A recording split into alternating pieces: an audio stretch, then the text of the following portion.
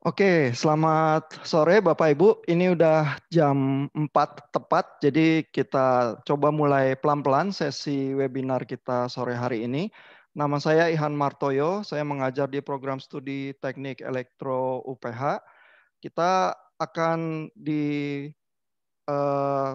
oleh narasumber hari ini adalah Ibu Yuliana Anggreani. Beliau mengajar di Fakultas Psikologi UPH, yang diajar termasuk mata kuliah psikologi perkembangan, psikologi sosial, dan psikologi anak berkebutuhan khusus. Ibu Yuliana kebetulan juga melakukan praktek terapi untuk anak-anak berkebutuhan khusus. Nah, sebelum kita mulai, saya ingin memberikan kesempatan kepada Bapak Dr. Henry Uranus yang hadir juga bersama kita sore hari ini. Beliau Kepala Program Studi Teknik Elektro UPH. Silakan Pak Henry untuk memberikan beberapa patah kata sambutan. Ya, baik. Terima kasih Pak Ihan. Terima kasih dan selamat datang. Pertama-tama kami ucapkan kepada Bapak Ibu yang bergabung di webinar ini. Masa pandemi itu mengubah segala sesuatu. Cara kita bekerja berubah. Yang mungkin paling terasa adalah belajar. Cara belajar kita berubah. Tadinya kita ketemu di kelas, sekarang harus ketemunya lewat media elektronik, ya. Kalau ada yang lewat televisi, ada yang lewat Zoom, lewat Microsoft Teams dan sebagainya. Dan ini membawa kejutan tersendiri bagi banyak dari kita, terutama orang tua. Kami dari Prodi Teknik Elektro itu memang bidang yang sangat berkaitan dengan fisika dan matematik. Nah, belajar bidang itu bagaimana kalau secara online begitu ya? Apa saja kesulitannya? Jadi pada hari ini sebagai bagian dari kontribusi kepedulian kami terhadap kesulitan dalam menghadapi perubahan yang disrupsi yang mendadak ini, diadakan webinar ini atas prakarsa beberapa dosen dan dibantu narasumber yang kolega kami dari Prodi Psikologi yang lebih mengerti mengenai anak, bagaimana mengatasi hal itu pada anak. Kami berharap acara ini bisa berguna sehingga belajar ilmu eksakta, matematik, fisika, atau yang lain yang terkait tidak menjadi momok sekalipun kita harus belajarnya dengan cara online, dengan media elektronik. Saya ucapkan selamat mengikuti acara ini, mudah-mudahan berguna dan membawa banyak manfaat. Ya. Terima kasih. Terima kasih Pak Henry Uranus. Saya menyambut lagi teman-teman, Bapak Ibu yang baru bergabung dengan kami. Kita akan memulai pemaparan ya. Mungkin kita sudah nggak sabar ya menunggu apa yang akan diterangkan supaya kita bisa lebih baik mendampingi anak-anak kita di rumah untuk sekolah. Saya berikan waktunya untuk Ibu Yuliana Anggreani untuk memulai pemaparan. Silakan Bu. Oke, terima kasih Pak Ihan untuk perkenalannya. Salam kenal buat semua. Ini ada bapak-bapak, ada ibu-ibu ya, yang saya yakin ini peduli ya sama akademik anak, terutama di sini terkait dengan pelajaran eksakta. Nah, kita mulai saja ya. Saya akan share screen.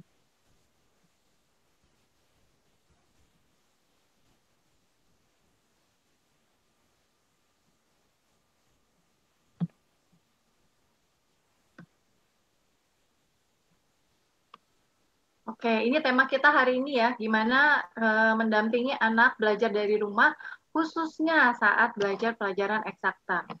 Nah, waktu itu saya pernah survei orang tua gitu ya, survei singkat gitu, mengenai apa sih masalah mereka selama anak-anak ini ada di rumah gitu ya, belajar di rumah ini. Nah, yang pertama itu yang paling tinggi itu orang tua bingung gimana caranya mengatasi kebosanan pada anak. Jadi banyak yang ngerasa anak saya tuh di rumah terus gitu ya, itu bosen gitu. Kalau misalnya biasanya dia bisa sekolah, sebagian besar waktunya di sekolah, sekarang dia 24 jam di rumah gitu ya. Jadi itu bosen banget anak-anak. Udah gitu mereka terbatas ya, nggak bisa ketemu tatap muka sama teman-teman mereka. Nah, terus kesulitan kedua gitu tertinggi itu adalah mendampingi anak belajar di rumah. Memang banyak orang tua itu merasa bahwa sulit ya untuk mendampingi anak belajar di rumah. Apalagi memang yang sebelumnya mungkin nggak terlalu banyak terlibat sama akademik anak, ini mau nggak mau gitu ya. Jadi benar-benar harus mendampingi anak belajar di rumah. Nah, ini highlight kita buat hari ini gitu ya. Pertama saya mau bahas, mau sharing tahap perkembangan kognitif pada anak, terus tahap perkembangan psikososial, terus gimana sih caranya dampingin anak belajar di rumah ini untuk keseluruhan pelajaran. Kemudian kenapa sih pelajaran eksakta itu kok sulit ya? Gitu. Karena masih banyak stigma ya yang melekat di pelajaran eksakta bahwa pelajaran eksakta tuh sulit, matematika tuh sulit gitu. Nah, kita mau tahu kenapa sih kok banyak orang berpikir seperti itu? Atau mungkin anak kita sendiri berpikir seperti itu. Terus apa sih tanda-tandanya anak itu kesulitan dengan pelajaran eksakta? Karena banyak anak, apalagi kalau misalkan anak itu udah semakin bertambah besar gitu ya, dia banyak yang nggak ngomong kalau dia itu kesulitan belajar matematika, belajar, misalkan kayak fisika gitu ya, itu banyak yang nggak bilang. Nanti tahu-tahu udah parah banget gitu, nggak bisanya tuh udah parah banget gitu ya. Nah, terus terakhir gimana caranya dampingin anak belajar, pelajaran eksakta di rumah. Nah, sebelum kita mulai, saya tuh sebenarnya punya anak usia SD gitu, jadi apakah berarti saya tuh nggak pernah, apa ya, bergumul dengan permasalahan ini gitu? Nggak juga ya. Saya juga pernah gitu mengalami kesulitan, mengajarkan anak pelajaran eksakta, apalagi setelah pandemi ini gitu. Jadi, kita semua punya perjuangan masing-masing menurut saya. Nah, ini tahap perkembangan kognitif ya pada anak. Jadi untuk anak dari lahir sampai 2 tahun, itu dia namanya sensori motor. Jadi anak itu belajar dengan cara dia menggunakan senses-nya, panca inderanya, gitu. Panca indera tuh apa sih? Bisa pendengaran, penglihatan, terus pengecap, terus juga dengan taktil ya, peraba.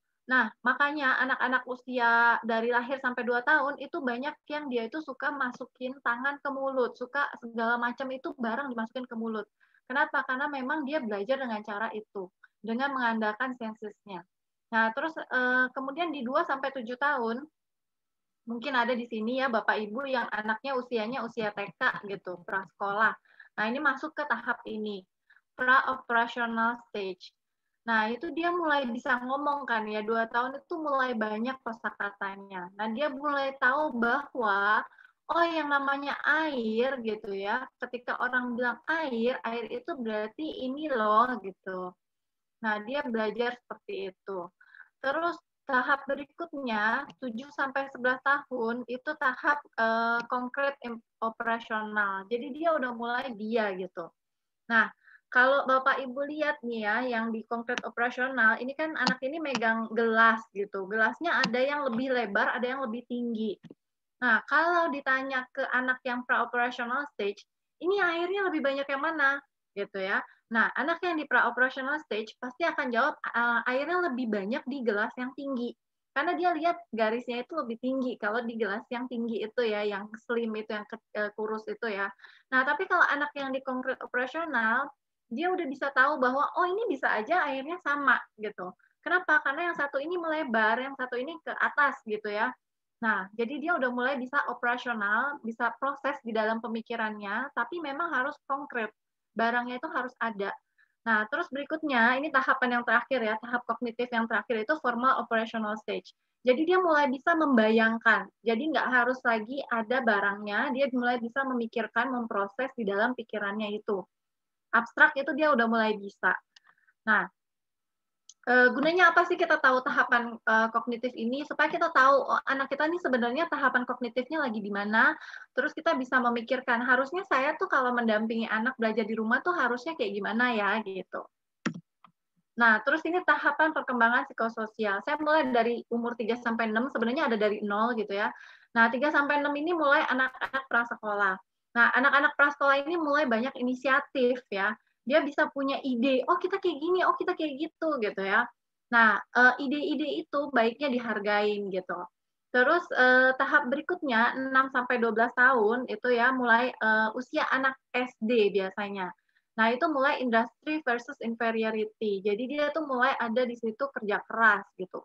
Nah, anak itu mulai bisa kayak menguasai sesuatu. Ada hal yang dia pinter banget gitu ya. Ada yang dia bisa, dia usaha, terus dia cukup baik dalam hal itu gitu. Nah, itu di situ tumbuh yang namanya competence. Jadi dia merasa bahwa, oh saya ini bisa loh di dalam hal ini misalnya. Nah, sayangnya adalah sampai saat ini di Indonesia masih sangat menekankan bidang akademik gitu ya. Jadi kalau anak yang di sekolahnya performanya bagus itu berarti ya sangat kompetensi gitu, kompeten sekali. Nah, tapi kalau anak yang akademik skill-nya nggak terlalu bagus itu berarti kurang kompetensinya. Padahal sebenarnya selain akademik skill tuh masih banyak hal-hal lain gitu. Nah, jadi di usia-usia SD ini sangat penting kalau anak tuh bisa merasa bahwa oh saya tuh bisa gitu. Saya tuh punya kompetensi. Terus di 12-19 tahun ini usia-usia anak remaja ya. Jadi kalau SMP, SMA itu mungkin masuknya lebih tepat ke sini. Nah, ini dia di tahap identity versus identity confusion. Dia mulai bertanya-tanya siapa sih diri saya gitu ya. Nah, di sini juga terkait dengan harga diri gitu. Jadi saya ini berharga gak sih gitu ya. Nah, jangan sampai ketika anak merasa bahwa oh saya tuh nggak bisa pelajaran, semua pelajaran saya bisa di academic skill gitu ya. Nah, terus dia jadi merasa dirinya nggak berharga, saya tuh memang nggak bisa apa-apa gitu ya. Nah, ini sangat krusial ya di usia ini Bapak Ibu. Karena ini pembentukan harga diri dia. Nah, jadi gimana caranya kita mendampingi anak belajar dari rumah? Pertama, kenali anak kita. Anak kita itu seperti apa sih gitu ya. Oh udah kenal kok, soalnya ini saya yang hamil, saya yang melahirkan gitu ya. Dari bayi saya urus sendiri gitu ya. Nah ini ada konteks yang sedikit berbeda. Kenali anak-anak anak kita itu belajarnya, gaya belajarnya seperti apa. Karena bisa aja anak kita gaya belajarnya tuh beda sama kita gitu. Jadi kita nggak bisa pakai tolak ukur diri kita. Nah, gaya belajar itu yang besar itu teorinya itu ada 3 gitu ya, visual, auditory, kinestetik. Kalau anak yang visual, dia suka belajar dengan cara melihat. Jadi dia harus ada tampilannya. Makanya mungkin ada anak yang kalau belajar tuh suka sambil coret-coret ya, bukunya itu penuh coret-coret, digaris, ditulis note sama dia, dikasih highlighter, stabilo sama dia gitu ya. Nah, itu kemungkinan anak-anak yang visual. Jadi dia memang perlu bantuan gitu secara visual supaya dia bisa lebih baik memahami pelajaran. Terus ada anak yang auditori. Nah, anak auditori ini dia bisa belajar dengan lebih baik ketika dia mendengarkan. Nah, dia perlu nggak ngelihat? Ya, kadang anak auditori itu dia nggak terlihat seperti melihat gurunya. Jadi dia matanya nggak ke gurunya, tapi dia mendengarkan. Dan dengan mendengarkan, dia udah bisa memahami. Gitu. Nah, terakhir ada kinestetik. Anak ini mesti belajar sambil bergerak. Sambil bergerak gimana maksudnya? Sambil dilakukan, dikerjakan gitu ya. Dia akan belajar dengan lebih baik dengan cara itu. Nah, kalau kita tahu anak kita itu gaya belajarnya seperti apa, kita mulai bisa menyesuaikan ya. Oh, berarti saya harus kalau mendampingi anak saya belajar nih harus kayak gimana sih gitu. Terus berikutnya kita mesti lihat waktu. Anak kita itu apalagi yang usianya masih kecil ya, itu jadwalnya itu macam-macam. Misalnya kayak dia perlu makan jam berapa, dia perlu tidur siang mungkin gitu ya. Nah, kita mesti lihat-lihat waktu yang seperti apa sih yang cocok buat dia belajar gitu. Nah, tempat juga ya. Kalau misalkan saya lihat anak-anak remaja itu ada yang dia memang bisanya belajar kalau nggak terlalu sepi. Loh, kok nggak terlalu sepi? Iya, mesti ada suara-suara. Jadi dia bisa belajar dengan lebih baik kalau dia sambil dengerin musik misalnya. Atau ada orang di sekeliling dia yang lagi kayak ngobrol gitu, dia bisa belajar dengan baik. Nah, tapi kalau sepi banget, nggak ada suara apa-apa, dia nggak bisa belajar dengan baik gitu. Nah, anak kita juga mungkin beda-beda gitu ya, mungkin nggak sama sama kita. Kalau kita mungkin maunya kalau belajar tuh sepi, tenang. Nah, nggak tahu juga anak kita seperti apa modelnya. Nah, jadi itu perlu dipertimbangkan tempatnya. Tapi untuk kebanyakan anak, dia akan belajar dengan lebih baik kalau tempatnya itu nggak ada distraksi. Jadi belajar itu memang tempat untuk belajar.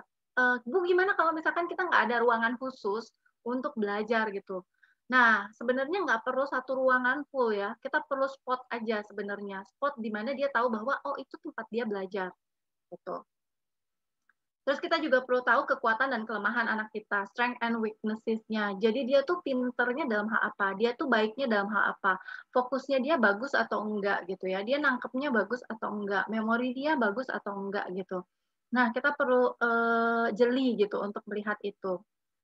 Ataukah anak kita sebenarnya fokusnya nggak terlalu lama gitu. Jadi kalau kita paksain dia belajar gitu, misalnya 2 jam gitu ya, itu yang ada bukannya dia belajar dengan baik gitu ya, bisa jadi kita konflik sama dia, berantem gitu ya. Nah, terus berikutnya kenali diri kita sendiri. Kita juga perlu kenali, kita ini kayak gimana sih, emosi kita lagi kayak gimana. Kadang-kadang kalau misalkan emosi kita lagi nggak enak atau lagi tinggi gitu ya, mungkin lebih baik kita nggak mendampingi anak belajar dulu gitu. Kita harus menenangkan diri kita dulu. Karena kalau enggak, akhirnya bukannya belajar gitu ya, malah bisa konflik. Terus waktu di mana kita ngerasa paling nyaman gitu. Kenapa? Karena banyak orang tua yang kayak ngerasa, oh terburu-buru pas lagi dampingin anak belajar, oh saya habis ini, mau itu, mau ini, mau itu gitu kan ya. Nah itu jadinya kita buru-buruin anak. Padahal proses belajar itu mungkin takes time gitu ya, nggak bisa cepat. Terus kita juga mesti lihat prioritasnya gitu. Karena Bapak Ibu yang mendampingi anak belajar di rumah ini pasti aware ya bahwa oh tugasnya banyak banget di mana-mana tugas gitu kan. Nah, dan juga banyak tugas yang bentuknya project ya kalau sekarang itu. Nah, jadi kita masih tetapin prioritas. Hari ini kerjain apa ya? Mungkin nggak bisa semua agenda itu dikerjakan karena memang deadline-nya nggak 1 hari sih. Biasanya deadline-nya bisa lama gitu ya. Nah, prioritas untuk kita kerjakan hari ini tuh apa? Gitu. Terus kenali materi. Nah, kalau misalkan kita sendiri mau mendampingi, tapi kita nggak kenal materinya, itu sulit ya. Jadi kayak sama-sama nggak ngerti gitu ya, ya susah. Nah, cuman masalahnya kalau sekarang itu banyak sekali cara-cara baru untuk belajar. Jadi mungkin kita juga mesti diskusi sama guru yang ngajar anak kita, Miss atau Bu atau Pak gitu ya. Ini belajar cara jalannya kayak gimana ya? Kalau matematika itu kan ada caranya. Nah, itu saya lihat sekarang ini banyak cara yang berbeda sama yang waktu kita pelajarin dulu gitu. Nah, kalau anak kita paksakan belajar dengan cara kita yang beda sama gurunya yang ngajar, itu mungkin dia akan bingung dan akan proses belajarnya akan lebih lama gitu. Toh guru-guru itu punya cara yang baru itu karena memang mereka menemukan cara yang lebih baik gitu ya. Jadi kita perlu belajar materinya. Kalau kita nggak ngerti, kita bisa belajar sama-sama sama anak gitu, atau bisa kita diskusi sama gurunya. Terus yang penting banget Bapak Ibu adalah buat kegiatan tersebut menyenangkan. Karena kalau misalkan kegiatan mendampingi belajar ini, mendampingi anak belajar ini isinya konflik gitu ya, trauma ya nanti anak lama-lama gitu kan. Yang ada hubungan kita sama anak yang jadinya renggang atau jelek gitu ya. Nah itu yang kita nggak mau.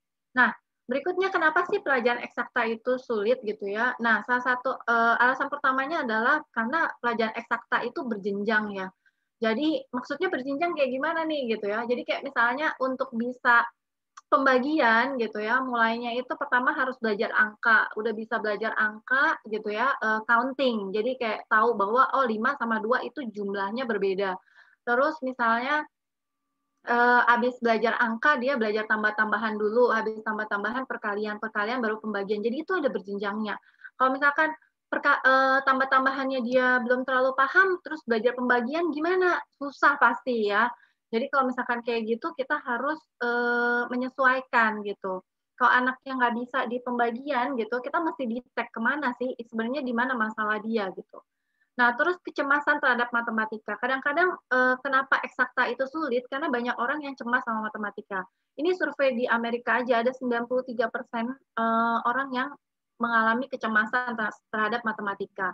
Dan 17 diantaranya itu kecemasannya tinggi ya. Nah, terus terakhir ada namanya learning disorder, gangguan belajar. Nah, kalau gangguan belajar ini memang harus didiagnosa sama ahlinya, sama profesional. Jadi memang udah diajarin gitu ya, lama belajar tapi nggak bisa-bisa juga. Nah, ada yang namanya gangguan belajar memang. Bukan karena dia malas belajar gitu, cuman ini seringkali disalahartikan bahwa anak ini malas loh belajarnya. Padahal nggak, mungkin dia punya gangguan belajar. Nah, tambah lagi dengan situasi sekarang online, belajarnya online, itu fokus dan atensi anak tuh lebih pendek ya, lebih sulit untuk dia fokus ke gurunya. Terus juga interaksi sama temen itu minim kalau online sekarang. Kalau misalkan di sekolah dia bisa kayak tanya temennya, ini gimana sih cara kerjainnya? Atau mungkin untuk anak yang lebih kecil dia nggak bertanya, tapi dia bisa lihat, oh temennya kerjainnya seperti itu. Nah online ini kan nggak bisa ya.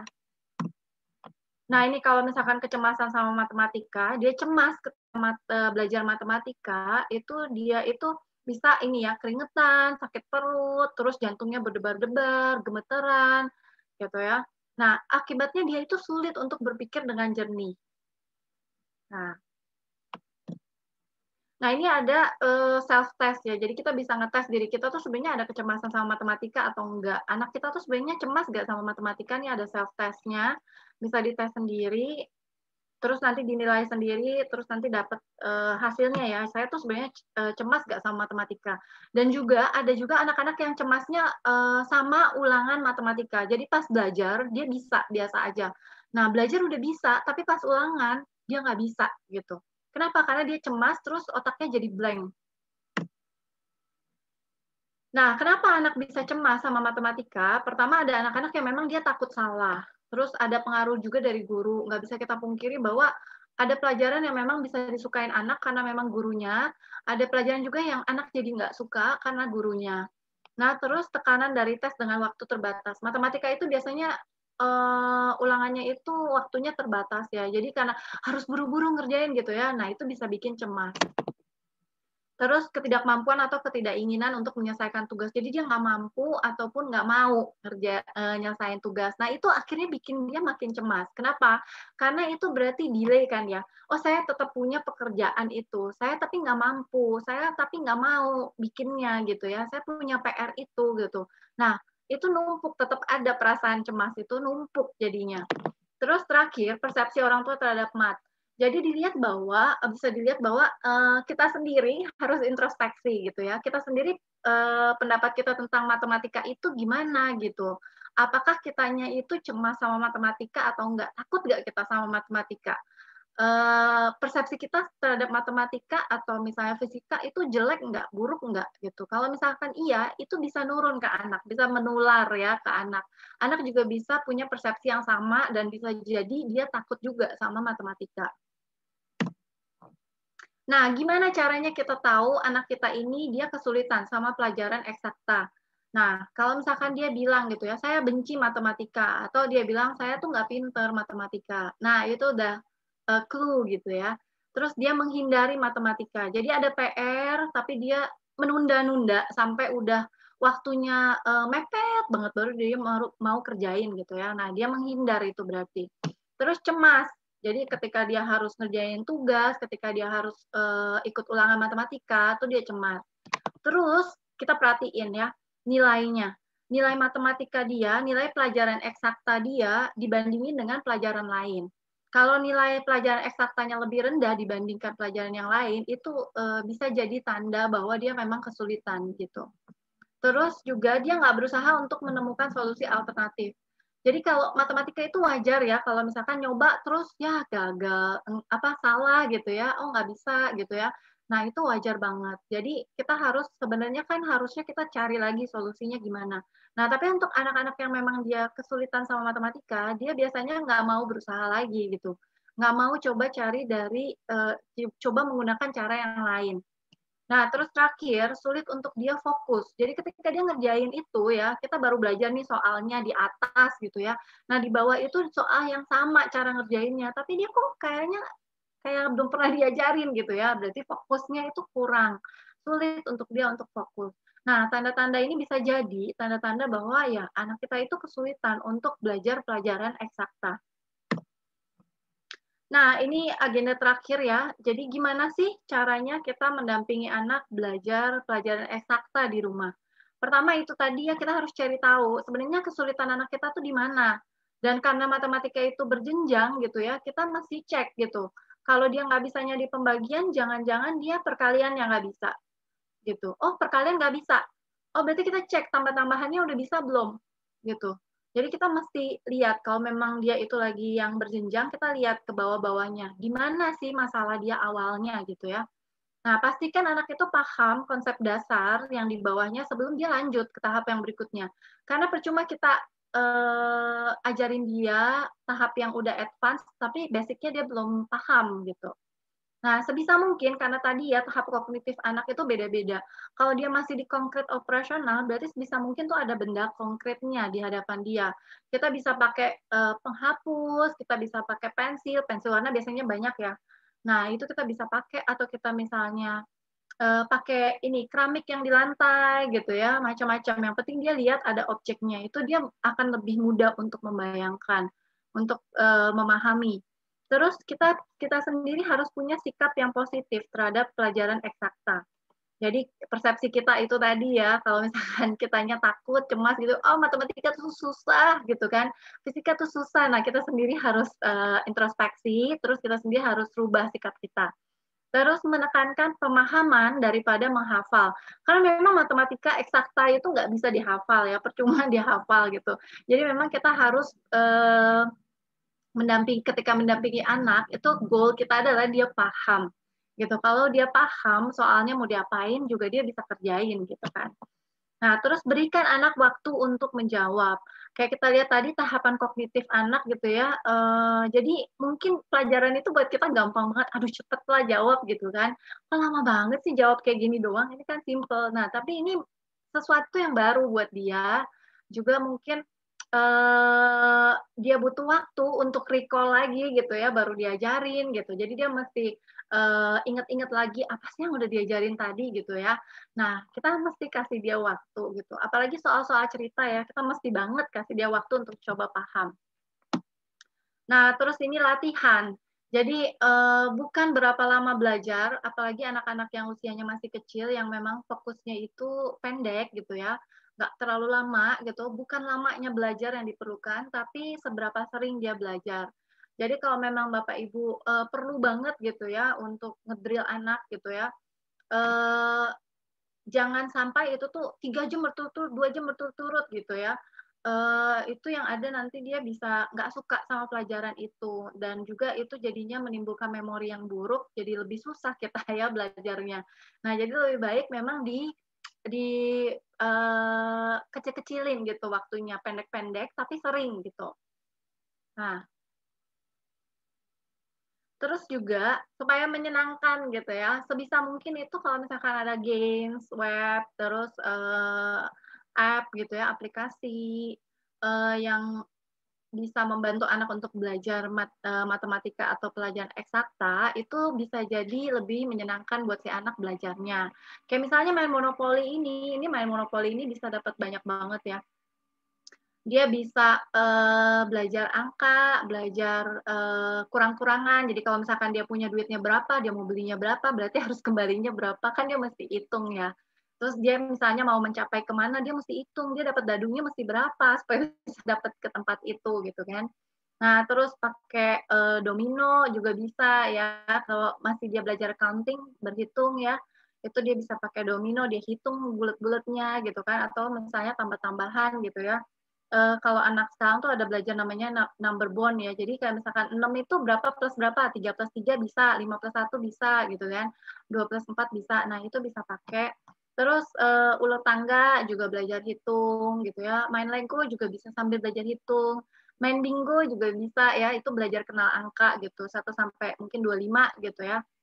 Nah, terus banyak juga app-app yang memang membantu anak untuk belajar belajar macam-macam sih sebenarnya, tapi matematika ada juga, eksakta ada juga. Nah, Maybe we should just get 10. 10 is taller than I am. We don't need 10. You're a big square. You can do anything. Oh, right. Well, maybe if I take a run up. That's it. Go 9. What? Achoo! Maybe we should get 10.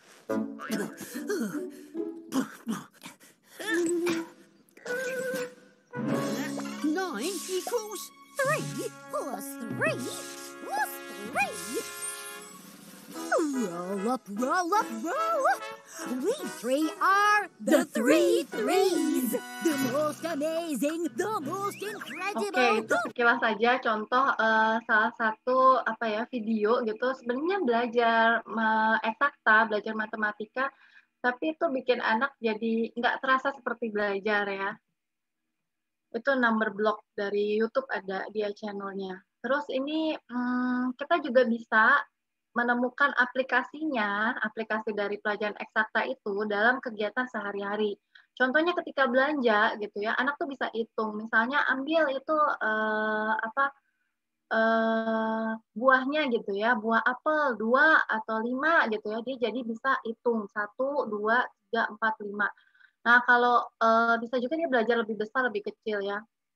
Ambilin yang lebih besar apelnya gitu, atau yang lebih kecil aja jeruknya gitu. Nah, terus bisa juga belajar untuk anak yang lebih besar, dia udah mulai tahu harga gitu ya, dia bisa belajar bandingin harganya gitu. Oh, ini sama-sama sereal ya, sereal mana yang lebih mahal, sereal mana yang lebih murah. Nah, dia belajar untuk pelajaran eksakta juga sebenarnya ya. Jadi kalau ada di kehidupan sehari-hari itu kan jadinya dia ngerasanya itu sesuatu yang dekat gitu ya, bukan lagi sesuatu yang textbook banget gitu. Nah, terus masak itu kayak baking juga ya, bikin kue gitu ya, itu belajar banyak sih tentang shapes, bentuk, terus ukuran. Jadi ukuran kan biasanya ada 5 mili, 10 mili, atau berapa, 150 airnya gitu kan. Waktunya, oh ini mesti dimasak atau dipanggang selama berapa lama. Terus pembagian juga dia bisa belajar dari kegiatan memasak. Jadi kalau dia ketemu aplikasinya dalam kehidupan sehari-hari, belajar itu jadi lebih relevan ya buat dia. Nah, terus ini ada namanya positive reinforcement. Kalau Bapak Ibu mungkin kenalnya dengan nama reward gitu ya. Jadi ini ada 2 kalimat gitu ya. Kalau kamu tidak menyelesaikan PR, kamu tidak bisa titik-titik-titik. Nah, kalimat berikutnya, kalau kamu menyelesaikan PR-mu, kamu bisa titik-titik-titik. Nah, ini agak berbeda. Kalau yang pertama, kalau kamu nggak bisa selesaiin PR, kamu nggak bisa main loh, gitu ya. Tapi yang kedua, kalau kamu bisa selesaiin PR-mu, kamu bisa main game, gitu. Nah, yang pertama itu seperti punishment ya. Jadi kalau nggak selesai PR-nya, nggak bisa main, gitu. Jadi mainnya itu ditarik sama orang tuanya. Itu kayak punishment. Nah, kalau yang berikutnya, kalau kamu selesaiin PR, kamu bisa main game. Itu kayak reward ya buat anak. Wih, abis selesai ngerjain PR, saya bisa main game gitu kan ya. Nah, lebih baik kalau kita kasih dia reward daripada kita kasih dia punishment. Ancaman-ancaman itu gitu ya. Karena kan kita ini mau meningkatkan perilaku dia supaya dia termotivasi gitu untuk kerjain. Nah, lebih baik kita pakai yang kedua. Jadi kita kasih dia hadiah gitu ya. Kalau dia udah kerjain, kamu bisa main game gitu.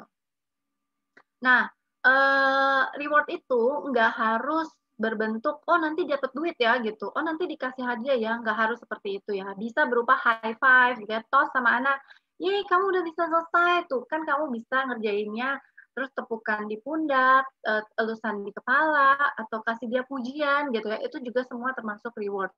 Nah, terus juga bisa juga kita pakai namanya ini reward chart ya, jadi kalau di sini contohnya ini dia ada 10 bintang, jadi misalnya dia bisa kerjain PR sendiri gitu ya. Nah, kita kasih 1 bintang. Atau dia tiap hari, kita pengen dia tiap hari belajar mat. Karena tadi itu katanya mat itu kan latihan ya, harus diulang-ulang. Nah, tiap hari kalau udah selesai belajar mat, dapat bintang gitu. Nah, nanti kalau bintangnya udah dapat 10, itu bisa ditukarkan dengan hadiah gitu ya. Sama kayak kita kalau belanja di supermarket tuh suka ngumpulin stiker, nanti at the end kita bisa tukar hadiah. Nah, ini juga bisa gitu buat anak-anak ini. Nanti tukar hadiah gitu kan. Nah, hadiahnya nggak harus berupa barang ataupun uang Bapak Ibu ya. Jadi bisa aja berupa misalnya dia bisa pilih menu makan malam, atau misalnya mau pilih apa, mau main game sama papanya atau mamanya gitu ya. Bisa dapat keinginan dia gitu. Nah, ini ada research yang bilang bahwa keterlibatan orang tua itu bisa meningkatkan prestasi akademik. Karena sekarang ini kita benar-benar sangat terlibat dengan pendidikan anak kita, itu bisa meningkatkan prestasi akademik anak kita. Terus bisa meningkatkan keterampilan sosial dia juga bisa meningkatkan harga diri dia. Last but not least, kesulitan matematika itu bisa ngaruh ke harga diri dia. Jadi kita harus aware bahwa ini bukan masalah anak saya bisa matematika aja, gitu ya. Tapi gimana kita bisa menjaga dia itu tetap punya harga diri yang baik gitu. Gimana dia nggak ngerasa bahwa oh saya nih orang yang gagal, saya nih orang yang nggak bisa gitu ya. Tapi ini lihat ini sebagai suatu challenge yang memang kalau misalkan dia bisa mengatasi ini, nanti dia bisa jadi lebih pede gitu ya. Jadi kita harus tanamkan ke diri anak juga bahwa dia mampu kalau memang dia berusaha. Gitu. Terus kasih tahu anak juga bahwa setiap orang itu pernah mengalami kesulitan sama matematika. Juga kalau Bapak Ibu pernah gitu ya mengalami dan inget gitu ya bisa cerita sama anak, oh saya Mama juga dulu, Papa juga dulu waktu sekolah pernah loh kesulitan sama matematika. Terus gimana cara Bapak atau Ibu ngatasinnya itu bisa sharing gitu ya ke anak. Nah, kalau misalkan dia berhasil melewati tantangan ini, pasti dia jadi anak yang lebih percaya diri. Kenapa? Karena ketika dia punya kesulitan dan dia didampingi oleh bapak atau ibu untuk menyelesaikan kesulitan itu, mengatasinya, itu dia jadi makin percaya bahwa oh saya ini bisa kalau saya berusaha. Nah, jangan lupa ya Bapak Ibu kita sibuk ngedrill aja ya, pikirin gimana caranya anak saya bisa belajar ini, itu gitu ya. Tapi anak-anak kita juga perlu main ya, karena memang usianya apalagi kalau anak-anak yang usianya masih kecil itu memang perlu banyak bermain. Apakah anak yang lebih besar terus nggak boleh main? Perlu juga ya. Kita sendiri orang dewasa juga ada hiburannya gitu. Nah, anak-anak masih perlu bermain. Nah, ini ada quote dari buku The Danish Way of Parenting gitu ya. Happy kids grow up to make happy adults. Jadi kalau anak yang bahagia kecilnya, nanti dia jadi orang dewasa yang bahagia. Who make happy kids and so on. Jadi ketika dia jadi orang dewasa, dia jadi parent yang bahagia, dia bisa punya anak yang bahagia juga. Nah, gimana caranya kita bikin anak kita bahagia? Ya kitanya juga harus bahagia dulu gitu ya. Nah, jadi kesehatan mental Bapak Ibu itu penting banget gitu. Kalau Bapak Ibu sekarang ngerasanya kurang bahagia atau nggak bahagia gitu ya, saran saya untuk diberesin dulu gitu. Karena itu tadi ya, cuman orang tua yang bahagia yang bisa membesarkan anak yang bahagia. Gitu. Jadi supaya anak kita jadi anak yang bahagia dan nantinya dia jadi orang tua yang bahagia, kita juga harus bahagia. Nah, kadang-kadang itu mungkin kita ketemu masalah ya, tantangan yang rasanya berat gitu ya. Nah, kalau misalkan terkait dengan pelajaran gitu, kalau menurut saya kita lihat bukan cuma pelajarannya, tapi kita lihat anak kita ini sebagai pribadi yang memang sedang berkembang. Kita membantu dia untuk punya skill yang dia bisa pegang untuk dia bertahan hidup di masa depan gitu ya. Jadi dari sini bukan cuma kita lihat matematikanya, tapi gimana cara kita memupuk gitu ya, pantang menyerah pada anak kita gitu, terus-terusan coba gitu kan. Terus kalau coba dia bisa berhasil gitu ya, nanti suatu saat dia ketika dia dewasa, dia pun akan berusaha gitu. Enggak yang, oh ketika gagal terus dia udah nggak bisa bangkit lagi. Kita nggak mau ya anak kita jadi seperti itu. Kita mau anak kita ketika dia ketemu kesulitan, dia bisa berusaha untuk mengatasinya. Kalau jatuh atau gagal gimana? Bangun lagi gitu ya. Bangkit lagi, coba lagi. Nah, ini juga ada satu ayat yang mengingatkan gitu ya. Didiklah orang muda menurut jalan yang patut baginya, maka pada masa tuanya pun ia tidak akan menyimpang daripada jalan itu. Semoga ya anak-anak kita bukan cuma ya pintar dalam hal akademik, tapi juga bisa punya hal-hal yang dia bisa modal gitu ya untuk dia menghadapi masa depan dia. Oke. Materi dari saya sekian, sudah selesai. Terima kasih. Saya kembalikan ke Pak Ihan. Terima kasih banyak Bu Yuliana, sangat menarik sekali pemaparannya ya. Jadi kalau anak kita tampaknya kurang berprestasi atau apa, belum tentu dia malas ya. Jangan-jangan ada kesulitan belajar. Lalu dari Bu Yuliana tadi juga mengingatkan anak-anak SD itu umur 7 sampai 11 itu concrete operational. Jadi kalau belajar matematika dituntut harus yang terlalu abstrak dari awal mungkin kesulitan, harus ada barang-barang konkretnya ya yang akan sangat menolong ya di level anak-anak SD itu ya. Lalu juga bagaimana kita menyajikan hadiah yang kreatif ya, jangan melulu hukuman, tetapi kita katakan hal-hal itu sebagai hadiah itu mungkin lebih baik ya. Dan mungkin yang lebih penting itu bukan persoalan matematikanya, melainkan kepercayaan dirinya ya. bagaimana dia bisa tumbuh menjadi seseorang yang percaya diri ya. Dan orang-orang di sekolah itu kan sebenarnya udah tahu ya bahwa yang berperanan sangat besar itu orang tua ya terhadap pendidikan anak. Dan justru di masa pandemi ini orang tua jadi bisa berperan sangat besar ya. Kebetulan yang hadir di sini para orang tua murid, ini ada juga teman SMP saya ya. Jadi kalau tanya teman SMP saya tuh suka ketiduran kalau pelajaran matematika. Jadi yang pasti saya tidak memiliki kecemasan, mungkin malah jadi tenang dan tidur. Dan mungkin benar juga begitu saya jadi orang tua, sekarang mahasiswa saya yang tidur kalau di kuliah teknik elektro di UPH gitu. Nah, mungkin dari Bapak Ibu ada yang punya pertanyaan. Kalau misalnya ada yang mendesak ingin ditanyakan, kita coba olah dulu. Saya ada sedikit polling singkat ya, tapi kalau Bapak Ibu ada pertanyaan yang ingin langsung ditanyakan, kita coba dulu. Silakan Bapak Ibu kalau ada.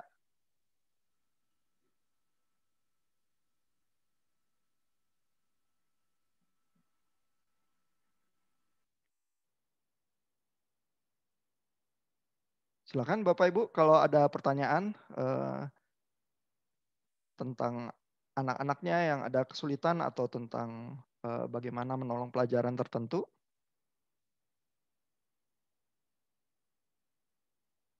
Ya, ini ada satu pertanyaan ini dari Bu Rose Hutapea.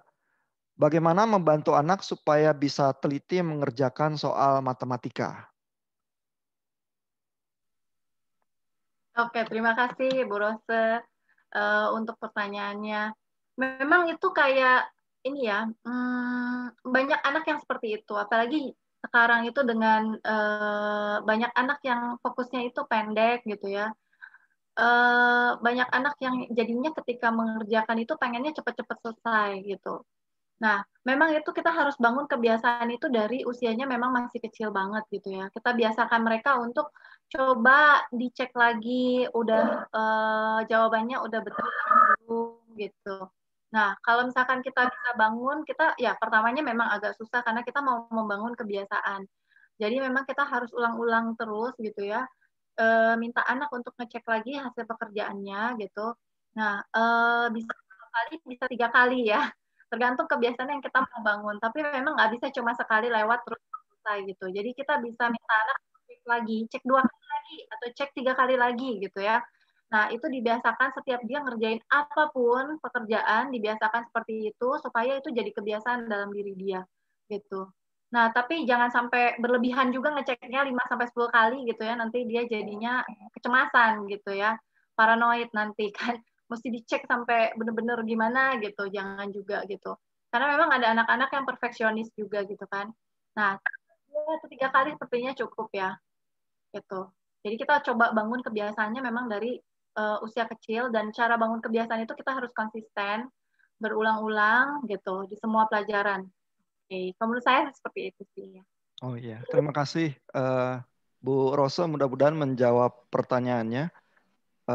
Kalau soal ketelitian, kadang kita sendiri udah dewasa, saya buat soal ujian, kadang-kadang nggak teliti juga sih ya.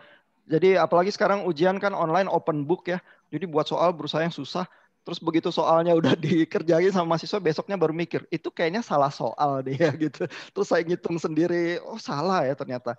Tapi walaupun salah soal kan tetap bisa ada jawabannya ya, jadi saya nanti lihat kalau koreksi jawaban yang salah soal itu aja gitu.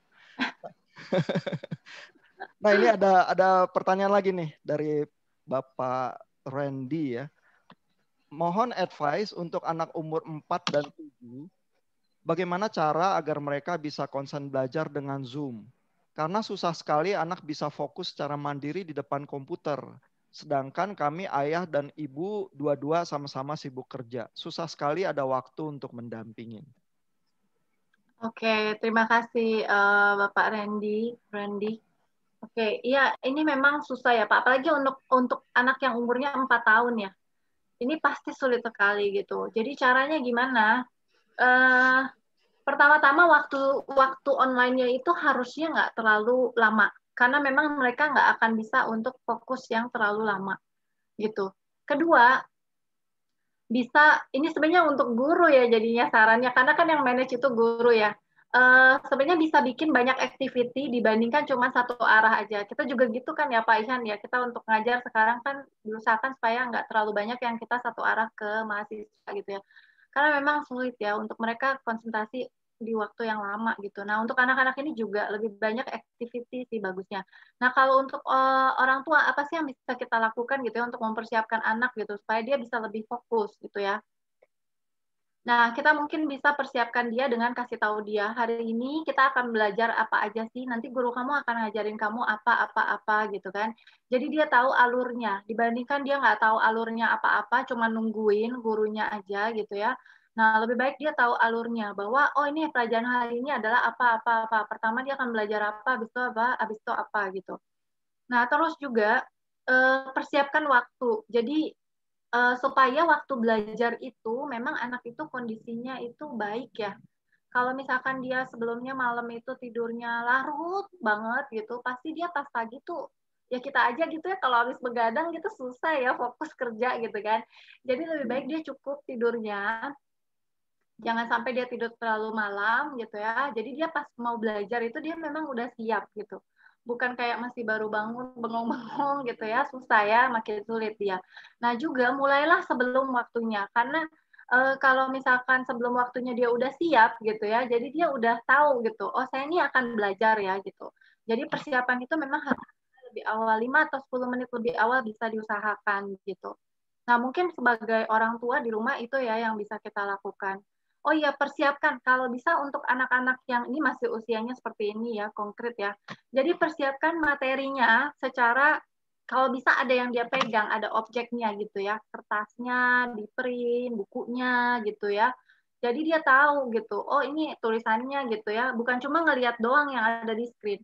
Kalau dia cuma ngelihat doang, ini habis lihat udah gitu belum tentu masuk gitu ya, belum tentu dia proses. Tapi ketika dia punya sesuatu yang objektif di depan dia gitu ya, dia bisa lebih memproses itu dengan lebih baik. Jadi lebih baik memang ada hal yang dia kerjakan. Dan kalau kita punya anak kinestetik, berarti dia harus rajin nyatet gitu. Dibandingkan dia cuma ngeliatin doang, ngeliatin visual ya, mendengarkan auditori, kinestetiknya nggak dapet dia. Dia mesti nyatet apa yang guru bilang itu dia catat gitu. Mesti dia rajin-rajin nyatet, kasih dia highlighter warna-warni gitu ya. Untuk anak yang visual kasih dia highlighter warna-warni karena dia butuh itu gitu ya. Jadi dia bisa highlight, dia punya buku ataupun print out gitu. Nah, saran saya sih kayak gitu ya Pak Randy, semoga bisa membantu. Oke ya, jadi regularitas waktu itu mungkin sangat menolong ya. Kalau saya bayangin kalau saya ngajar kuliah juga setiap minggu jadwalnya ganti, oh itu akan sangat mengganggu ya buat orang. Tapi kalau setiap hari Senin atau Selasa dia tahu saya mesti duduk, dengar, terus durasinya berapa lama, itu sangat menolong sih ya. Ini ada pertanyaan lagi nih dari Bu Yeni Irawati. Apakah anak yang aktif memang lebih susah fokus? Kebetulan saya ada anak usia 8 tahun yang dulunya sempat didiagnosis aktif oleh psikiater yang menurutnya kalau anak aktif kalau tidak bergerak jadi tidak nyaman. Bagaimana caranya supaya anak fokus mengikuti pelajaran online? Iya, terima kasih Bu Yeni untuk pertanyaannya. Ini pasti challenging banget ya buat Ibu Yeni dan juga keluarga ya. Jadi memang untuk anak yang aktif itu dia memang ada kebutuhan untuk bergerak. Jadi ada sekolah ya di luar negeri itu dia nggak mengharuskan anaknya untuk duduk di kursi diam-diam aja gitu ya selama belajar. Nah jadi dia boleh belajar sambil berdiri, nggak ada salahnya kalau memang dia lebih bisa fokus ketika dia berdiri sambil ketuk-ketuk kaki itu nggak masalah gitu. Nah tapi juga untuk anak yang sangat aktif ini biasanya energinya banyak ya. Jadi kalau kita mau dia lebih fokus ketika dia belajar, ini energinya mesti dibakar dulu, dikeluarin dulu. Jadi sebelum belajar, sebaliknya sama anak yang biasanya itu dia perlu dipersiapkan energinya. Kalau ini kita mesti bakar dulu energinya, jadi bisa dikasih activity fisik dulu. Misalnya dia lari-lari dulu, lompat-lompat dulu gitu ya. Nanti kalau energinya udah agak berkurang, dia bisa fokus dengan lebih baik gitu. Jadi sebelum pelajaran, Bu, yang pastikan dia dapat aktivitas fisik yang banyak dulu gitu. Jadi pas pelajaran dia bisa diam karena dia memang udah keluarin energi dia gitu. Dan kalau memang dia butuh belajarnya itu nggak bisa duduk gitu ya, nggak sambil duduk, nggak apa-apa sebenarnya. Kalau dia mau sambil berdiri nggak apa-apa. Nanti dia ada waktu-waktu misalnya setiap 5 menit atau setiap 10 menit misalnya, asal dia masih di depan ini ya layar ya Bu ya. Dia misalnya bisa jongkok atau lompat sebentar, itu nggak masalah gitu. It helps gitu. Dia bisa jadi lebih fokus ketika memperhatikan. Dibanding kita tahan ya, kamu harus duduk, nggak boleh bergerak, kakinya di bawah, nggak boleh angkat gitu ya. Itu jadinya dia malah susah fokus karena dia pengen gerak gitu. Ya, lebih baik nggak apa-apa kita atur, kitanya atur. Jadi sebelum pelajaran kita kasih dia keluarin dulu energi fisiknya, aktivitas dulu, nggak apa-apa. Oh ya, terima kasih Bu Yuliana. Jadi ini malah kalau bisa belajar dari rumah banyak untungnya ya. Karena kalau di kelas sambil lompat-lompat atau goyang-goyang kaki nanti gurunya marah ya. Iya Kalau benar. dari rumah malah lebih bebas begitu ya ekspresinya ya. Iya, kalau sistem di Indonesia karena masih begitu ya Pak ya. Kebanyakan sekolah itu mesti duduk, diem di tempat gitu dan nggak boleh. Dan waktunya agak lama ya. Panjang satu pelajaran sampai mereka boleh break tuh agak lama. Jadi memang untuk anak-anak yang kebutuhan khusus itu agak sulit sih. Oke, Pak Marincon, tampaknya ada pertanyaan Pak karena menyalakan mic-nya. Silakan Pak kalau ada mau disampaikan. Oh iya, ada sedikit pertanyaan Pak. Kepada Ibu Yuliana, ini ada 2 pertanyaan saya ya. Pertanyaan saya itu di levelnya anak SD sama ini masuk remaja. Nah, saya mencermati ya, ini benar atau tidak mungkin Ibu kasih tanggapan ya. Jadi ada beberapa kan di dalam kita masih SD itu biasanya selalu kita kepengen ada aktivitasnya itu ya, misalkan itu mata kuliah eksakta dalam artian misalkan ada pelajaran-pelajaran yang memang secara kurikulum langsung berubah setelah dia masuk ke SD. Misalkan contoh ya, ini kan misalkan yang ada matematik itu apa namanya itu berhitung dengan alat-alat apa namanya itu yang digeser-geser gitu. Nah, kemudian masuk dia ke SD itu sama sekali total berubah. Dan saya mengamati ada kebingungan di dalam siswa itu. Ini satu, Bu. Mungkin ini bagaimana tanggapan? Menurut saya ada sesuatu yang pergeseran yang tiba-tiba mereka akan jadi bingung. Atau kita ngajarin tempat lain yang berbeda dengan yang cara kurikulum di sekolahnya. Ini sedikit saya lihat ada permasalahan. Nanti mungkin dalam hal ini mungkin Ibu mengadvise seperti apa sih sebenarnya kita untuk membawa anak-anak itu di sana. Yang kedua, Bu, masa pra-remaja. Ini saya mengamati gitu ya. Anak saya sekarang itu SMP ya, baru SMP. Saya lihat ada perubahan yang drastis. Dalam artian kita mendekati dia, dalam mengadvise dia, khususnya eksakta juga. Jadi saya mengamati. Nah dalam artian dia keterbukaan satu berkurang. Yang kedua, yang saya amati dalam masalah apa namanya sekolah ini sekarang ini kan semuanya bukunya itu kan semua dalam bentuk soft copy. Nah tadi saya tertarik dengan Ibu mengatakan sesuatu kalau belajar itu ada sesuatu yang dipegang, ada yang sesuatu dicatat, dan saya masih terkesan dengan itu. Tapi belakangan ini saya mengamati itu tidak terjadi, dan saya melihat anak saya itu belajar nggak ada yang ditulis. Saya stres sendiri gitu, jadi saya cemas. Nah ini Bu, gimana saya menjembatani itu dengan anak yang sudah mulai masuk remaja? Sama kalau yang tadi ya kasus yang SD itu saya sudah lewatin, tapi ini nggak jadi bahan pertimbangan untuk Bapak Ibu yang di tingkat SD. Itu pertanyaan saya, Bu. Mudah-mudahan saya bisa dapat pencerahan khususnya yang masa remaja ini seharusnya itu. Terima kasih, Bu. Anaknya yang belajar, ayahnya yang cemas ya. Iya, cemas itu, cemas sekali saya sekarang. Oke, terima kasih Pak untuk pertanyaannya. Jadi dari yang SD dulu ya, Bapak melihat bahwa ada gap gitu ya Pak ya? Ya, ada perubahan yang tiba-tiba sehingga dia bingung itu.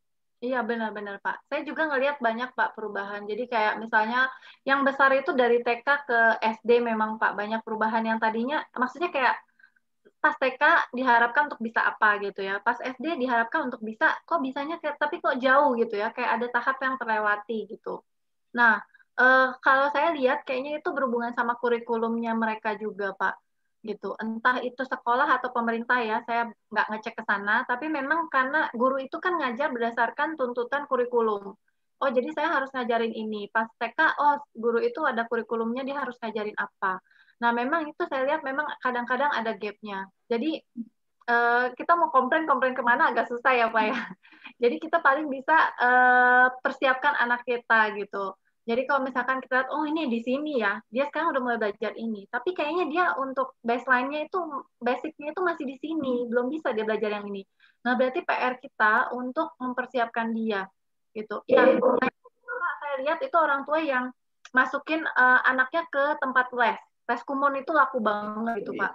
Jadi iya, sekolah tuh kayaknya umur 1 SD juga anak-anak udah pada mulai les macem-macem gitu kan ya, pelajaran akademik. Mungkin karena mengalami kesulitan seperti itu juga. Nah, untuk Bapak Ibu yang memilih untuk ya udah saya aja sendiri ajarin di rumah gitu ya. Bagus juga ya Bapak Ibu, cuman ya kita harus jeli untuk menangkap itu. Seperti yang tadi Papa Dede itu tangkap gitu ya, bahwa oh ini ada gap nih di sini, dia nggak bisa langsung ke sini, berarti dia mesti dilatih apanya dulu gitu. Nah, itu yang kita kejar di situ, kita drill di situ berarti. Supaya dia siap, ketika nanti dia mulai ke tahap yang berikutnya, dia sudah bisa, sudah siap gitu. Nah, terus masalah perbedaan cara itu, Pak. Memang saya juga mengamati bahwa dari tingkat dasar pun ada perbedaan cara gitu. Jadi makanya kalau kita ngajarin anak, kita mesti lihat dulu dia ngerjainnya gimana ya caranya gitu. Karena kan ya cara bisa beda gitu kan, tapi asalkan pola pikirnya dia masih benar gitu ya, sebenarnya nggak apa-apa. Nah, sekarang banyak cara-cara yang baru kalau saya lihat. Dan memang kalau kita bisa ngobrol sama guru, kita bisa tahu apa sih alasannya kok pakai caranya kayak gitu sih. Kadang-kadang buat kita belajar lagi itu ribet ya. Kok cara ribet banget sih, padahal ini simple banget gitu kan. Nah, tapi kadang-kadang itu ada tujuannya gitu. Jadi kita perlu tanya sama gurunya, ini kenapa ya caranya gimana, terus tujuannya apa ya diajarkan kayak gini, kok nggak seperti cara kita dulu gitu. Biasanya ada alasannya sih. Terus juga daripada kita memaksakan ke anak, enggak ini mama ajarin cara yang lebih gampang gitu, supaya kamu lebih gampang belajarnya, jangan kayak gitu juga ya. Kan dia bingung gitu ya. Karena biasanya itu tadi ada alasannya, dan alasannya itu relevan kok biasanya gitu. Ya. Dan kalau anak kita punya pola pemikiran sendiri, oh enggak mah nih kayaknya harusnya kerjain kayak gini. Kenapa kamu mikir kayak gitu ya? Nggak apa-apa, open for discussion aja gitu. Kalau dia punya ide, oh itu caranya kayak gitu. Oke, kita pikir, bener gak ya cara dia pikir kayak gitu gitu. Karena kadang-kadang bisa aja benar gitu. Ya. Nah, kita terbuka aja untuk itu. Kan juga matematika eksakta itu belajar logika ya. Jadi kita memang harus asah itu dari awal. Jangan cuman kita kasih kotak. Kamu harus kerjain seperti cara ini. Langkahnya 1, 2, 3 harus ikutin ini. Kalau cara 2 salah, hasil akhirnya benar gitu kan. Salah berarti. Gitu. Nggak bisa kita kayak gitu juga kan ya. Kita minta anak untuk analisa dulu gitu. Nah, terus untuk remaja, Pak. Nah, mungkin pertama-tama mesti lihat dulu ya. Dia tuh gaya belajarnya apa. Jangan-jangan dia nggak perlu nulis gitu, cuman denger dia udah bisa inget gitu kan. Saya soalnya punya teman juga kayak gitu Pak dulu pas lagi kuliah ya, jadi dia tuh nggak pernah nyatet gitu, dia denger aja, denger pun di kelas tuh nggak terlalu dengerin, tapi ternyata memang dia bisa paham gitu, dia bisa inget gitu. Nah itu kita mesti cek gaya belajarnya dia apa, dengan dia nggak mencatat beneran nggak dia bisa paham, bisa inget gitu kan. Nah, itu bisa kita diskusiin lebih baik sih, Pak, daripada kita bilang, kamu nyatet dong biar kamu bisa lebih ingat, gitu. Nanti kalau kamu lupa gimana? Jangan dulu. Kita tanya dulu, kamu cara belajar apa sih yang menurut kamu paling oke? Kan udah remaja kan, kita bisa tanya. Yang menurut kamu paling enak tuh cara belajarnya kayak gimana, gitu kan. Nah, habis itu kita review, kalau dia udah dapat nilai kan hasil, gitu ya. Oh nilai kamu begini ya, kamu itu cara belajarnya gimana, terus menurutmu gimana. Jadi kita usahakan insight itu dari dia ngerasa bahwa oh iya ya cara belajar saya memang kayaknya perlu dirubah. Kadang-kadang Pak, anak itu sebenarnya dia udah tahu apa yang harus dia lakukan kalau kita tanya dia. Jadi baiknya kamu menurut kamu gimana gitu. Ya mungkin kita punya agenda ya, tapi kita tanya dia dulu gitu. Kita tanya, menurutmu gimana? Kan kita mau latih anak kita belajar problem solving. Berusaha untuk menyelesaikan masalah dia sendiri. Berarti kita bantu aja. Kita bantu untuk fasilitator lah ya kita ini gitu. Kayak gitu sih Pak. Oke, Ya, Pak. terima kasih Bu. Sama-sama. Dan tadi Bu Yuliana bilang bahwa kita sebaiknya ada aktivitas ya kalau Zoom. Jadi kita mungkin coba pollingnya ya, sehingga mungkin nanti lebih banyak lagi yang bisa kita diskusikan ya. Saya coba launch pollingnya ya, Bapak Ibu nanti bisa mengisi ya jawaban Bapak Ibu terhadap pertanyaan survei ini, kebiasaan dan problem selama school from home begitu. Silakan Bapak Ibu dicoba untuk mengisi.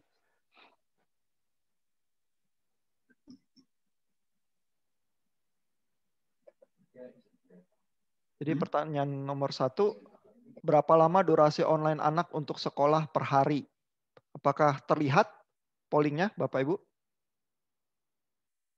Ada. Oke. Bu Yuliana kalau mau ikutan ngisi silakan juga Bu. Kan ada juga ya yang anak yang belajar di rumah.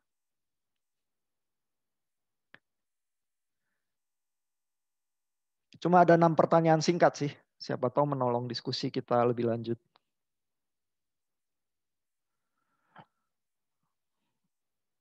Nah, pertanyaan nomor 2, problem apa yang kerap dialami dalam pendampingan anak? Ini boleh memilih beberapa pilihan ya. Apakah koneksi internet sulit, manajemen jadwal, waktu online yang terlalu banyak, atau tugas sekolah yang terlalu banyak, pengelolaan kelas yang buruk dari sekolah, konsentrasi anak, distraksi atau gangguan di rumah, atau problem teknologi ICT ya, teknologi komunikasi dan IT.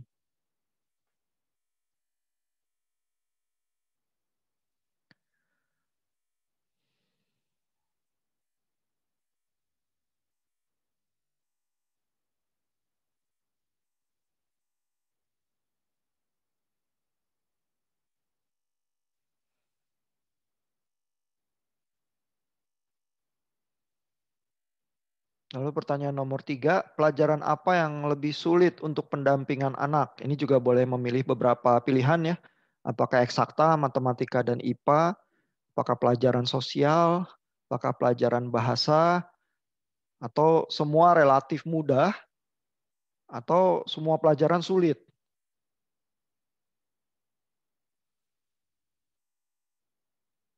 Kalau yang buat yang doyan matematika, kadang-kadang pelajaran bahasa yang jadi sulit begitu ya.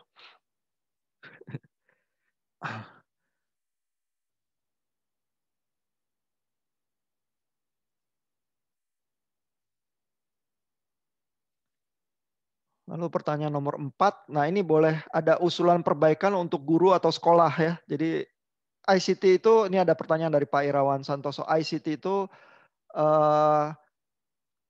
Komputer. iya, Internet Communication Technology ya. Jadi teknologi yang terkait dengan internet, komunikasi begitu dan komputer.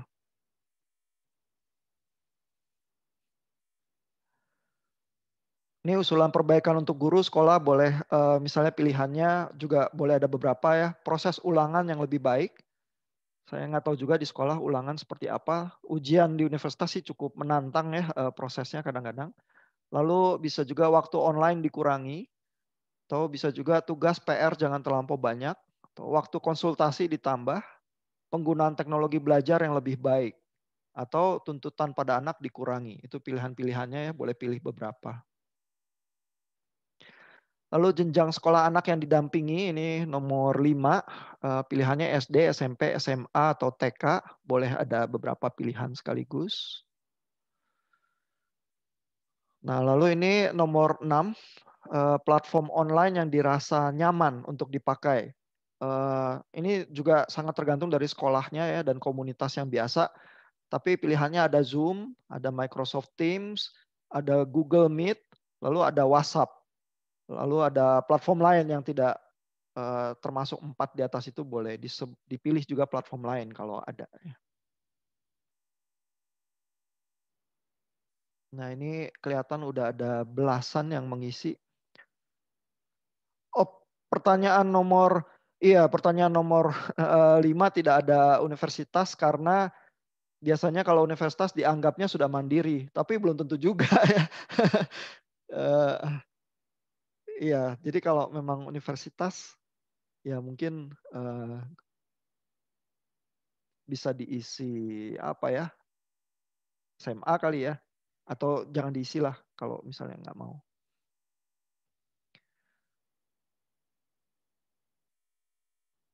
Udah ada 17 yang isi pollingnya. Kita peserta ada 20-an lebih. Mungkin masih butuh waktu sedikit ya.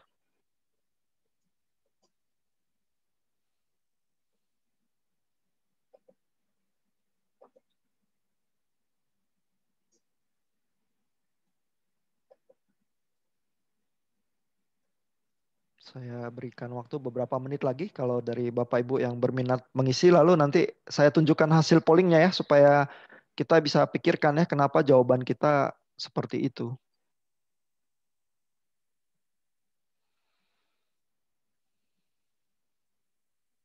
Harus itu di end polling ya. Iya.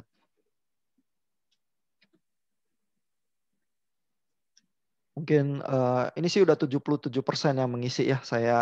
Saya selesaikan pollingnya ya. Lalu ini kita bisa lihat ya, saya share ini hasil pollingnya. Apakah Bapak Ibu bisa lihat? Ya. Ya, jadi berapa lama durasi online anak untuk sekolah per hari? Yang paling tinggi itu 53% itu 1 sampai 3 jam. Ya, rata-rata mahasiswa di paling tidak di teknik elektro UPH juga seperti itu sih ya, sekitar 2 atau 3 jam. Tapi ada juga yang menjawab di atas 5 jam dan ada yang 3 sampai dengan 5 jam ya. Padahal tadi ada pertanyaan kalau anak tuh nggak tahan ya konsentrasi di Zoom terus ya. Saya rasa orang tua aja kalau di atas 5 jam Zoom terus sih kita bisa keder juga ya. Mungkin dari Bu Yuliana kalau ada komentar Bu terhadap ini nomor 1 ini Bu. Silakan. Iya, betul sekali Pak Ihan. Jadi memang banyak saya lihat sekolah-sekolah yang menerapkan jam belajarnya itu sama online ini sama seperti offline. Jadi misalnya dia mulai jam 7 sampai jam 1 atau jam 2, dia terapkan sama seperti itu. Jam istirahatnya pun sama seperti itu. Yang menurut saya itu kurang efektif ya. Gitu jadinya buat anak-anak gitu. Karena memang itu nggak apa ya, nggak bisa ya orang bertahan selama itu untuk fokus di Zoom selama itu.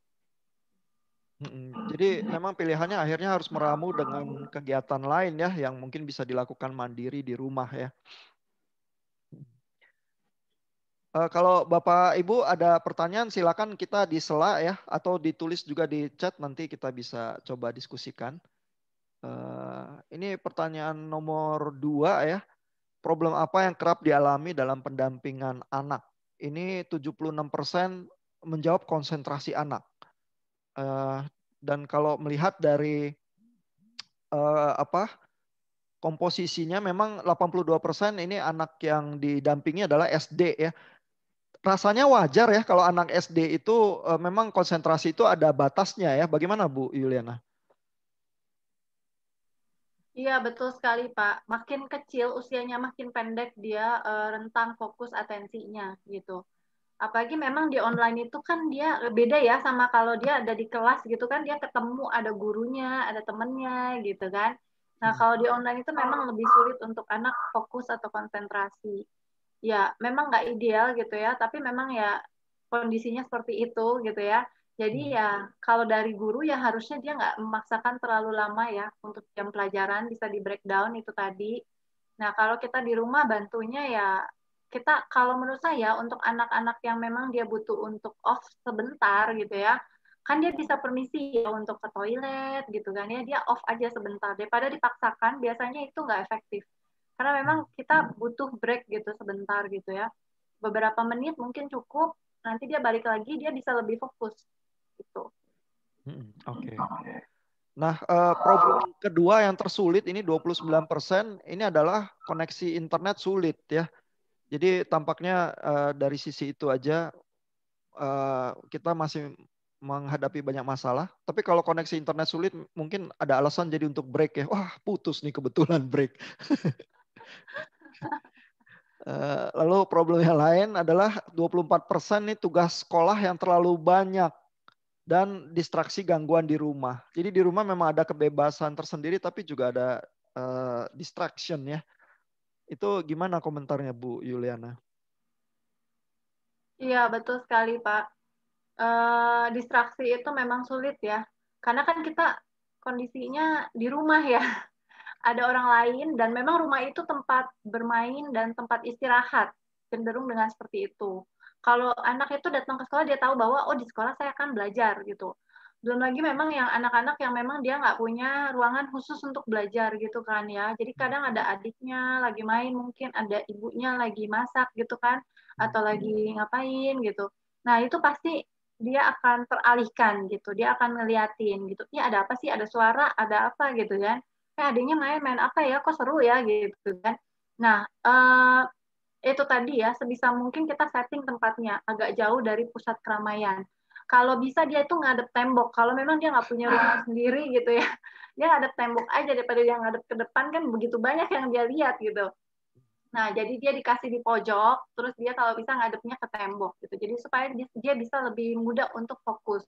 Dan diusahakan gitu ya, kalau misalkan dia punya adik yang masih kecil gitu, itu taruh di ruangan yang terpisah gitu. Karena bisa aja dia mau ngajak main. Ya, jadi karena kan belum tahu, oh kakaknya lagi ngapain sih gitu. Nah, jadi taruh di ruangan yang terpisah gitu supaya nggak ganggu kakaknya untuk dia belajar gitu. Ya, memang kita harus pikirkan itu juga sih gitu.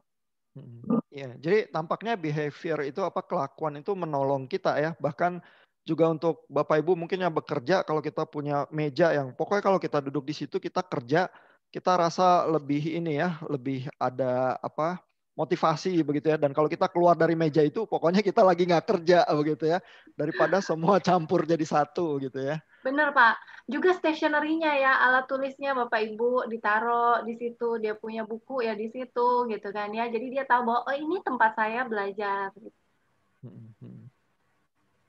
Ya, dan buat teman-teman dosen yang mungkin harus tulis paper atau apa, kadang-kadang kalau kita punya meja untuk tulis paper gitu ya, kalau saya duduk di situ saya nulis begitu ya, seberapa banyak pun saya nulis, itu menolong juga sih. Ya, karena memang kita tuh makhluk yang membiasakan diri ya. Nah, pertanyaan nomor 3, pelajaran apa yang lebih sulit untuk pendampingan anak? Ini 53% memilih memang eksakta ya, matematika dan IPA. Lalu yang kedua 29% bahasa. Iya, jadi memang begitu kenyataannya. Ada komentar Bu Yuliana? Iya memang Pak. Saya rasa eksakta itu kenapa dia jadi yang pertama ya Pak ya? Karena kalau dia ada di sekolah posisinya, apalagi di sini banyak yang anaknya masih anak-anak SD, itu guru bisa langsung kasih feedback ketika anak itu salah. Gitu. Nah susahnya sekarang gitu ya, itu guru nggak bisa kasih feedback. Jadi ketika dia kerjain latihan, dia salah, ya udah salah aja. Tunggu orang tuanya periksa, kita lihat baru kita bisa kasih dia feedback. Gitu. Sedangkan untuk pelajaran eksakta kan perlu banget dikasih feedback ya. Gitu. Jadi memang itu bisa jadi terasa sulit, terasa paling sulit gitu. Oke. Ini dari Bu Rosa ada pertanyaan nih. Bu Rosa silakan Bu kalau pertanyaannya mau disampaikan.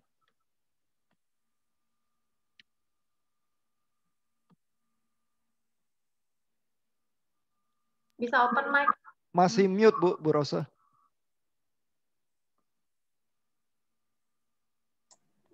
Halo Bu Yulia, sudah kedengaran suara saya? Sudah Bu. Ya, baik Bu. Pak Ihan, terima kasih buat kesempatannya. Saya mau tanya nih ya, masa online belajar online ini kan kalau di sekolah anak saya kayak SDH gitu tuh, walaupun online, waktunya sama dengan offline. Jadi dari pagi mulai 7:30 itu sampai jam 3, Bu. Sebenarnya secara buat kita parent ya, saya sih senang-senang aja gitu. Karena kan pertama jadwal mereka jadi udah pasti gitu belajar gitu kan, ketimbang kalau diperpendek online-nya kadang-kadang nggak fokus juga kan kegiatannya, bahkan mungkin bisa jadinya main gitu. Tapi kalau udah jelas jam 7:30 sampai jam 3 itu waktunya belajar atau waktu sekolah, even kalau break pun ya masih bisa dikontrol, nggak main yang macam-macam lah gitu. Tapi kalau udah selesai belajar, biasanya mereka bisa lebih bebas nonton TV lah, main macam-macam gitu kan. Nah, secara kalau psikologisnya gimana sih Bu? Apakah itu terlalu membebani anak? Kalau saya sebagai parent tadi saya bilang merasa oh ya bagus-bagus aja. Pertama ya Jadi saya nggak rugi gitu orang tua. Anaknya berarti jam waktu belajarnya ya tetap walaupun online ya, walaupun di rumah. Dan kami memang ekstranya adalah menyediakan fasilitas dan terus mendukung mengawasi sih, tetap harus diawasi karena anak saya pun ketika saya nggak awasi bisa cheating, Bu. Jadi di layar itu ada layar kelasnya, satu lagi layar yang lain. Jadi memang peran parent itu mengawasi juga sih, gitu. Nah, cuman mau minta pandangan dari Ibu Yulia nih. Sebenarnya bagaimana sih pembelajaran online ini yang waktunya, durasinya ya, yang idealnya. Tapi memang kalau di sekolah anak saya, Bu, ada break-breaknya sih, Bu. Breaknya bisa 2 kali plus ada istirahat makan siang kayak gitu, Bu. Sama seperti sekolah offline. Mohon masukannya, Bu. Iya, oke. Terima kasih, Bu Rose, untuk pertanyaannya. Jadi, pertama kita lihat anaknya dulu. Menurut si anak ini gimana? Gitu. Karena kan tiap anak itu beda-beda ya. Ada yang mungkin ngerasa, oh saya suka belajar gitu. Kalau kayak gitu saya suka gitu. Nah, itu mungkin lebih nggak apa-apa dibandingkan anak yang dia tuh keberatan gitu ya. Dia tuh merasa itu waktunya terlalu lama gitu. Kenapa? Karena yang itu sebenarnya kalau misalkan kalaupun dia online itu ya Bu, itu baiknya dia ada banyak aktivitas. Jadi nggak terus-terusan gurunya nyampein ke dia materinya satu arah. Karena kalau terus-terusan seperti itu, fokusnya pasti nggak bisa bertahan lama. Yang ada nanti dia nggak ingat. Tapi kalau misalnya online itu dia sambil ngerjain tugas gitu ya, ya udah gurunya cuma lihat doang, anaknya dia lagi ngerjain tugas, itu agak mending lah, nggak terlalu memberatkan gitu. Nah, ada juga yang dia sekolah online-nya sama seperti offline. Terus setelah itu PR-nya banyak banget, Bu. Jadi habis itu dia masih mesti mengerjakan. Jadi benar-benar dibuat setting itu sama seperti sekolah biasa gitu. Nah, itu luar biasa memberatkan sebenarnya buat anak gitu ya. Nah, tapi balik lagi ke anaknya. Apakah dia akan nanti jadi tertekan atau sebenarnya baik-baik aja? Biasanya itu balik lagi ke anaknya masing-masing. Gitu. Ada anak yang memang dia akan baik-baik saja, ada anak yang mungkin dia senang gitu ya karena dikasih kegiatan yang dia suka belajar. Tapi juga ada yang mungkin dia akan merasa tertekan. Dan takutnya kalau anak itu udah merasa tertekan sama pelajaran, itu ada namanya mental hectic gitu ya. Jadi dia itu bisa aja nanti di usia berapa gitu ya, dia itu benar-benar nggak mau belajar sama sekali. Gitu. Ketika dia punya pilihan untuk nggak belajar, bisa memilih untuk nggak belajar, dia nggak mau belajar sama sekali. Karena dia kayaknya udah, kalau kita mah penuh gitu ya otaknya gitu. Dari kelas berapa, belajar terus gitu, dia capek gitu untuk itu. Nah, jadi memang kita mesti lihat anaknya, terus mungkin mesti lihat kegiatannya ya Bu ya. Pas lagi online itu dia ngapain aja sih gitu. Menurut saya kayak gitu ya Bu. Oke Ibu, jadi gini Bu, kalau selama anaknya nggak ada masalah, oke aja ya Bu ya.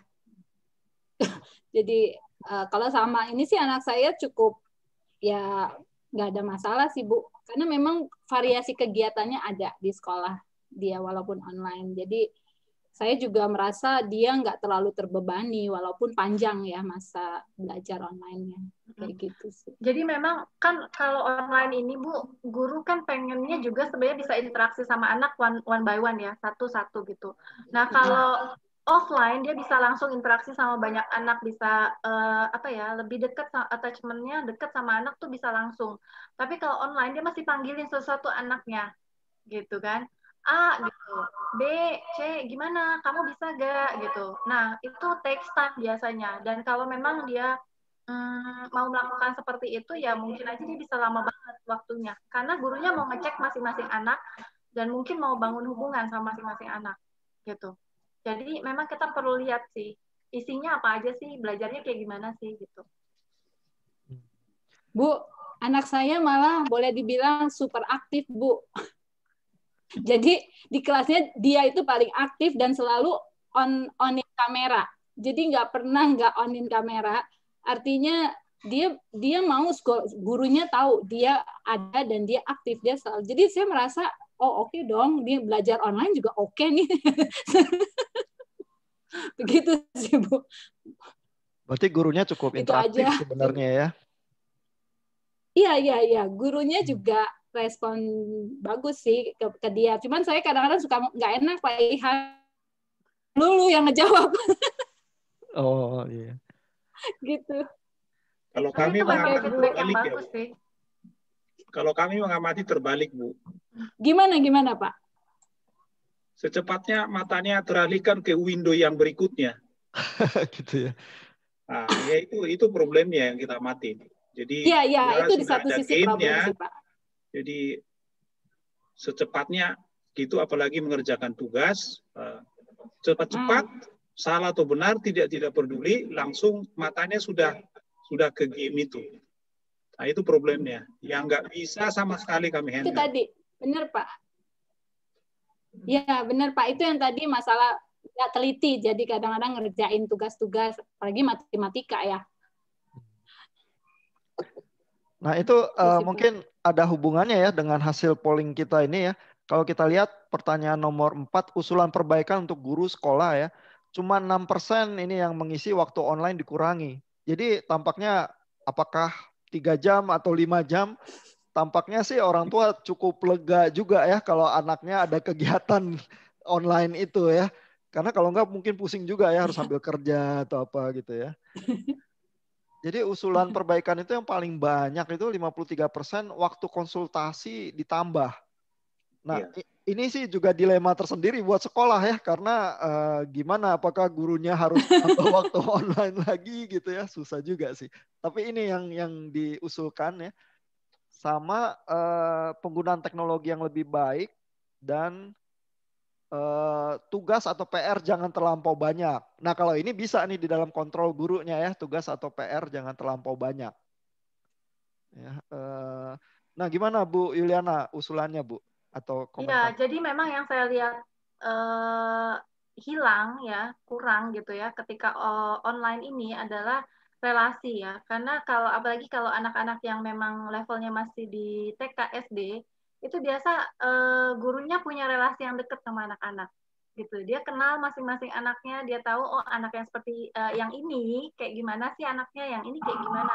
Nah ini yang sulit kalau misalkan kita online terus satu dia anaknya banyak, apa ya, kedekatan sama masing-masing anak itu yang kurang. Makanya banyak di sini orang tua yang merasa bahwa ya pengen ada konsultasi tambahan gitu. Juga kalau misalkan ada seperti itu jadinya guru itu bisa mengenal ya anak kita tuh kayak gimana sih sebenarnya, kesulitannya apa. Kadang-kadang kalau anak itu bagus ya, dia bisa jawab gitu kan, dia bisa ngomong. Kalau dia nggak bisa, nih saya nggak bisa gitu ya. Nah tapi ada banyak anak juga mungkin yang pasif gitu ya, jadi perlu gurunya untuk approach one by one gitu kan. Kamu bisa nggak ya, kesulitannya di mana? Mungkin kalau seperti itu dia anaknya juga jadi lebih terbuka, lebih fokus karena dia ngerasanya udah deket ya. Apalagi untuk yang tahun ajaran ini anak-anak benar-benar nggak ketemu langsung sama gurunya kan, sama sekali nggak pernah ketemu secara fisik. Jadi mungkin gurunya adanya cuma di layar doang ini gitu. Ada orangnya nggak, wujudnya kayak apa mungkin mereka nggak tahu gitu. Jadi kayak ya udah kayak nonton TV mungkin ya gitu. Jadi memang itu yang kurang, dan memang kalau misalkan itu bisa ditambah pasti bagus ya. Jadi ada pendekatan pribadi dari guru sama anak, itu jadinya masing-masing kenal. Anaknya kenal gurunya, gurunya juga kenal anaknya. Oke. Bu mau tanya Bu. Silakan Ya, Pak Merencan. Itu tadi kan di level SD, dan yang di level SD mungkin karena sudah teramati, jadi saya mengerti bahwa relasi dengan guru itu kan sangat diperlukan. Tapi saya sekarang tidak mengerti sebenarnya dalam masa remaja itu sebenarnya seperti apa sih Bu ya di dalam konteks. Saya belum mengerti ini remaja ini, menghandle remaja ini bermasalah.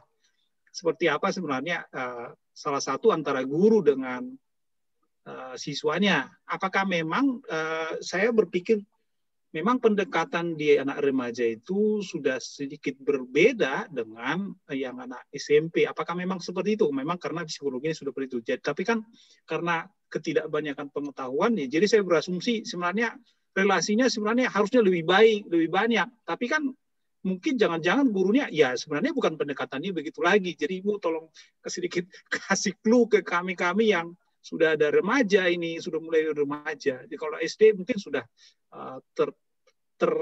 sudah pengalaman kita nih, memang kelihatannya relasinya itu dibangun sangat baik, apatah ke gurunya juga malah kita bilang anak SD yang sekolah bukan cuma anaknya, ibunya, bapaknya yang sekolah. Kalau SMP ini saya nggak ngerti sebenarnya, agak mulai masuk ke remaja. Iya, oke. Jadi memang kalau kita lihat memang polanya gitu kan ya Pak ya. Memang untuk SMP, SMA itu kedekatan guru sama anak itu agak jauh. Kalaupun memang ada, itu biasanya anak-anak tertentu aja gitu. Antara anak yang menonjol ke atas gitu ya, kalau kurva normal itu ke atas, atau yang paling bawah. Jadi kayak yang sering bermasalah itu biasanya juga interaksi sama gurunya gitu. Jadi yang atas tuh yang baik banget gitu ya, mungkin yang paling pinter gitu ya, sama yang paling mungkin bermasalah gitu ya, sering dipanggil sama gurunya. Nah itu lebih ada, mereka interaksinya lebih sering. Nah tapi memang kalau remaja Pak, mereka lebih suka, kalau SD kan kayak kata-kata gurunya tuh ini banget ya, berpengaruh banget buat anak SD. Kalau SMP itu kata-kata temennya yang sangat berpengaruh. Jadi mereka akan lebih ikut kata temen daripada kata guru. Kalaupun gurunya bilang A, temennya bilang C, dia ikut C. Gitu. Karena memang itu masalahnya mereka, tadi itu ya perkembangan psikososialnya itu dia identity versus identity confusion. Jadi dia lagi cari identitas dia. Gitu. Saya nih sebenarnya kayak gimana sih orangnya gitu kan. Saya nih bisa berteman nggak sama orang lain gitu ya. Saya nih diterima nggak sama orang lain gitu. Jadi memang dia lebih concern sama temennya gitu dibandingkan gurunya gitu. Tapi kalau misalkan baiknya gimana? Ya baiknya pasti sebenarnya guru sama murid itu punya relasi yang baik gitu, yang deket ya Pak ya. Cuma mungkin ya kalau sistem pendidikan kita memang banyak ini ya, ngejar materi gitu. Karena memang kalau saya lihat tuh materinya banyak sekolah itu padat banget gitu. Jadi kayak minggu ini belajar ini, minggu depan belajar ini gitu. Padahal kan kadang kayak matematika atau eksakta tuh masih diulang-ulang. Kadang waktu untuk ngulang itu kurang gitu. Jadi memang jadinya mungkin gurunya juga fokusnya ngejar materi gitu ya. Oh gimana nih anak saya biar bisa ini, bisa ini. Malah dulu juga ada kayak ujian akhir yang mesti dari pemerintah gitu kan. Oh berarti anak saya mesti bisa ini, gimana ya caranya. Jadi kayak concernnya bukan lagi ke relasi gitu, ke anak, tapi lebih ke materi. Seringnya kayak gitu sih Pak. Ya, thank you Bu. Thank you Pak ya. Iya. Oke. Jadi kalau remaja itu lebih bisa mendengarkan teman dan belajar dari teman. Kalau sekolah atau guru bisa mendesain proses pembelajaran yang melibatkan banyak pertemanan, nah di situ mungkin bisa sangat produktif ya sebenarnya ya. Iya benar banget. Oke, nah mungkin hasil polls terakhir ya yang bisa ada Bapak Ibu yang mungkin tertarik adalah platform online-nya ya yang disukai. Ini pertanyaan nomor 6, 76% bilang Zoom, 35% bilang Microsoft Teams, jadi 70-30 lah kurang lebih. Lalu sisanya Google Meet ada juga yang pakai 24%, dan WhatsApp 18%. Biasanya sih WhatsApp sulit ya kalau untuk pembelajarannya serius, tapi juaranya sih Zoom tampaknya masih ya di komunitas yang paling tidak yang hadir di sini sih. Iya. Nah, kita masih ada sekitar 2-3 menit untuk Bapak Ibu kalau ada pertanyaan-pertanyaan terakhir silakan.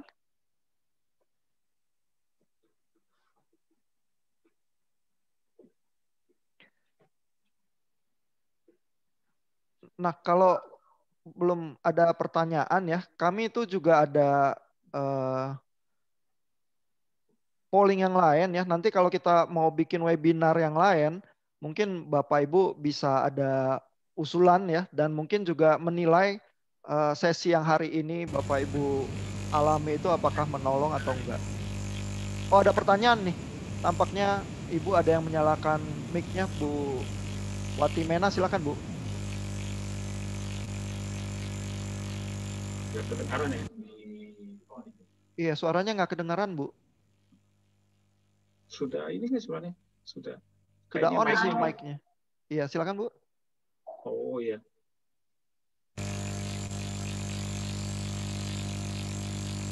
Wah, masih Nampaknya belum audionya kedengaran juga. Mungkin mic-nya kali. Colokan ke mic-nya.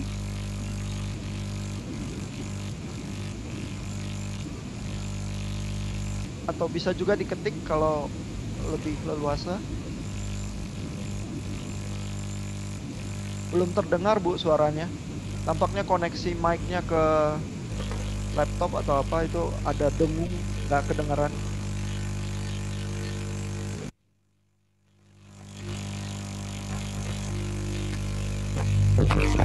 Kayaknya headsetnya kelihatannya, headsetnya yang bermasalah. Oh, sudah ya Pak. Ya, Ini iya. udah, iya. Ini saya mau mohon masukannya dari Ibu Yuliana. Anak saya kan sudah masuk tahap remaja SMP. Bagaimana kita menghadapi anak di dalam masa remaja, masuk masa remaja dalam menghadapi teknologi yang semakin canggih, yang semakin tinggi gitu. Ya itu aja sih, mohon masukannya dari Ibu Yuli. Terima kasih. Terima kasih Bu Rendolf untuk pertanyaannya. Jadi memang anak kita ini banget ya Bu ya, pengetahuan akan teknologinya itu luar biasa ya. Kadang-kadang tuh lebih jago dari kita dan lebih cepat banget belajar kalau terkait dengan teknologi. Nah sebenarnya teknologi itu yang nggak jelek-jelek juga, justru kalau dia nggak belajar sama sekali, kasihan juga dia ketinggalan gitu ya. Sebenarnya ada sisi-sisi positifnya gitu, dan memang mereka ini generasi yang sangat melek teknologi gitu. Kita nggak bisa pungkiri itu. Memang kondisinya ada seperti itu. Cuma mungkin kekhawatiran Ibu adalah kurangnya interaksi gitu ya, interaksi langsung gitu ya dengan orang lain gitu kan, karena terlalu terfokus sama teknologi gitu ya. Nah itu memang jadi concern juga ya, apalagi di masa pandemi ini, di mana memang dia itu segala sesuatu pakai teknologi. Belajar mesti pakai teknologi, terus ngobrol sama temen juga pakai teknologi gitu kan, nggak bisa ngapa-ngapain kalau nggak pakai teknologi gitu. Yang pesan makanan pakai teknologi, belanja juga bisa pakai teknologi gitu kan. Nah, yang bisa kita lakukan adalah sebenarnya membatasi gitu ya. Tetapi kalau misalkan anak remaja itu nggak bisa kita cuman bikin rules doang. Kamu cuma boleh pakai ini gadget ini berapa jam gitu ya. Itu kayaknya nggak bisa Bu. Jadi memang mesti kita tuh diskusi sama dia gitu. Menurutmu kamu nih pakai teknologi sehari berapa jam ya? Jadi saya baru aja tuh punya mahasiswa yang dia bisa punya aplikasi di mana dia bisa lihat dia tuh buka Instagram dia sehari itu berapa jam gitu. Dan dia sendiri nyadar bahwa saya tuh ternyata ya buka Instagram tuh sehari bisa 5 jam kata dia. Dan dia merasa bahwa itu terlalu banyak buat dia. Jadi dia memang inisiatif sendiri gitu. Dia nggak mau pegang gadget terlalu lama. Jadi dia bakal pantau dia punya progres. Dia bakal lihat lagi, hari ini saya pegang gadget saya berapa lama ya, gitu. Jadi memang kalau anak remaja kita nggak bisa cuma ngomong terus berharap dia ngikutin gitu. Jadi memang mesti kita diskusi sama dia, mesti insight-nya dari dia, baru dia mau kerjakan gitu. Kalau misalkan kita bilang kamu jangan main gadget terlalu lama gitu kan, nanti kamu gini, tapi dia nggak ngerasa itu real akan terjadi gitu ya, itu susah. Nah, anak remaja itu memang kalau kita lihat badannya besar gitu ya, udah tumbuh besar, kadang-kadang lebih tinggi dari kita tingginya. Tapi kalau secara perkembangan di otaknya, dia itu masih belum terlalu sempurna. Jadi prefrontal cortex-nya belum terlalu sempurna. Nanti di awal dewasa dia baru sempurna. Nah, artinya apa? Dia itu dalam beberapa hal, misalnya kayak pemikiran jangka panjang, itu dia masih kurang. Jadi dia cuma bisa mikir untuk sekarang aja. Oh saya ini main ini enak nih gitu kan. Kata mama saya nanti kalau saya main kelamaan, tapi kan itu nanti gitu ya. Masih lama, saya nggak tahu kapan gitu. Pokoknya sekarang gitu kan. Nah, problem solving juga belum terlalu bagus. Terus decision making juga nggak terlalu bagus. Jadi ketika dia memutuskan sesuatu, seringkali kita bingung. Kenapa ya dia pilih kayak gini? Emangnya dia nggak mikir ada alalalala, akibatnya bisa lalalala. Ya itu memang karena belum sempurna di area itu. Gitu. Jadi memang kita kalau ngomong sama mereka memang kita mesti jelasin, diskusi. Karena kalau kita nggak diskusi, kita cuma jelasin doang, kita nggak tahu dia nangkepnya sampai mana, kita nggak tahu dia setuju atau enggak gitu. Jadi memang harus dibukakan gitu ya pemikirannya, bukan cuma telinganya dengar, tapi pemikirannya yang kita targetnya pemikirannya yang harus terbuka gitu anak ini. Kalau memang dia udah terima secara pemikiran dia make sense buat dia gitu dan itu relevan buat dia, penting buat dia pasti akan berubah gitu. Kayak yang mahasiswa saya itu tadi karena dia ngerasa dia Instagraman terlalu lama, dia mau berubah gitu. Kalau misalkan dia bisa sampai analisis diri seperti itu lebih bagus sih gitu.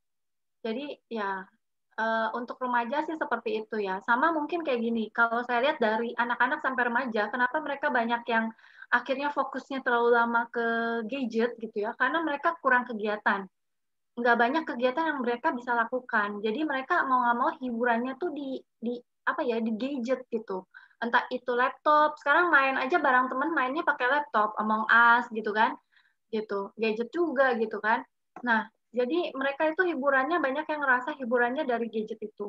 Nah, jadi kita gimana nih sebagai orang tua yang khawatir ini gitu ya. Kan tadi Pak Marincan tuh, kita kayak orang tua khawatir gitu ya. Nah, memang kita khawatir. Jadi kita tugasnya adalah memikirkan kegiatan apa yang anak bisa lakukan selain gadgetnya itu gitu. Selain dia ketemu sama screen gitu ya. Nah, PR untuk remaja agak lebih berat menurut saya dibanding PR untuk anak-anak usia lebih kecil. Karena memang kegiatan untuk remaja itu ya mesti pikir mateng-mateng gitu ya. Kalau anak kecil kita kasih aja misalnya batu es gitu kan. Dia udah bisa main seneng tuh, batu es, air, pewarna makanan, udah seneng banget gitu. Berjam-jam bisa gitu kan. 1 jam ya bisa lah dia main kayak gitu, nggak bosen. Cuman kalau remaja ya kita mesti pikir dia kegiatan yang bisa bikin dia suka tuh lama itu apa ya. Mungkinkah kayak misalnya bikin kayak puzzle tapi yang 3D gitu ya. Mungkin ada yang suka gitu. Atau dia bikin kayak miniatur gitu ya, atau apa ngelukis atau apa, kayak bisa cari hobi, bisa ngelakuin sesuatu yang dia suka gitu. Nah, ya tugas kita ya untuk mencari, karena kadang-kadang anak itu nggak tahu apa yang harus dilakukan gitu. Melukis mungkin dia bisa belajar ada painting by number gitu ya, jadi dia ngepaint tapi ngikutin angka gitu kan. Yang perempuan mungkin bisa belajar jahit atau dia mau belajar baking. Banyak mahasiswa yang tiba-tiba jadi jualan kue gitu ya pas masa pandemi ini karena mereka belajar baking sama mamanya gitu. Jadi memang mesti pikirin kegiatan yang alternatif yang mereka bisa lakukan. Itu sih Bu menurut saya. Iya, terima kasih Bu Yuliana. Bu Randolph masih ada pertanyaan tambahan kah? Wah, nggak kedengeran Bu. Masih belum kedengeran. Kayaknya Bu Santi bilang cukup. Oh, udah cukup ya. Oke, terima kasih. Iya, terima kasih. Saya lihat masih ada yang baru bergabung ya, tapi kita ini udah mau penutupan sebenarnya. Cuman nanti recordingnya nanti kita akan upload di YouTube supaya bisa diikuti lagi. Dan Bapak Ibu yang mengisi absensi nanti kita bisa kirim materi presentasinya juga jika dibutuhkan. Sebelum kita tutup ya, ini tadi pertanyaan Bu Randolph soal remaja, mungkin sebenarnya menyiratkan minat yang lebih dalam lagi ya soal persoalan-persoalan remaja yang lebih sulit ya.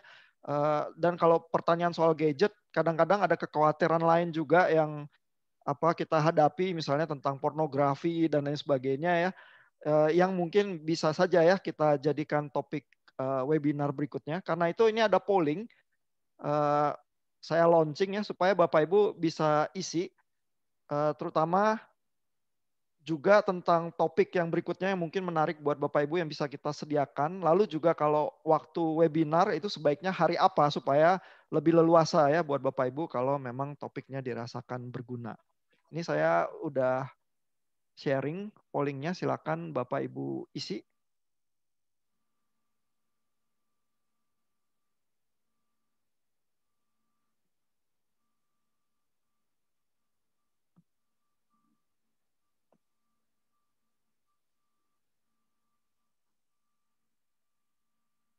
Nomor 1 dan 2 itu evaluasi untuk sesi kita hari ini ya. Nomor 1 apakah materi yang dipaparkan jelas. Nomor 2 materi dan diskusi dirasa menolong. Ini untuk evaluasi kita juga seberapa baik sesi ini. Lalu nomor 3 adalah usulan topik webinar lainnya ya. Ini bisa ada beberapa pilihan yang bisa dipilih. Soal psikologi anak atau tentang proses belajar di sekolah atau tentang psikologi keluarga. Di dalam masa pandemi kadang-kadang relasi keluarga juga jadi lebih banyak potensi ya maupun kesulitan.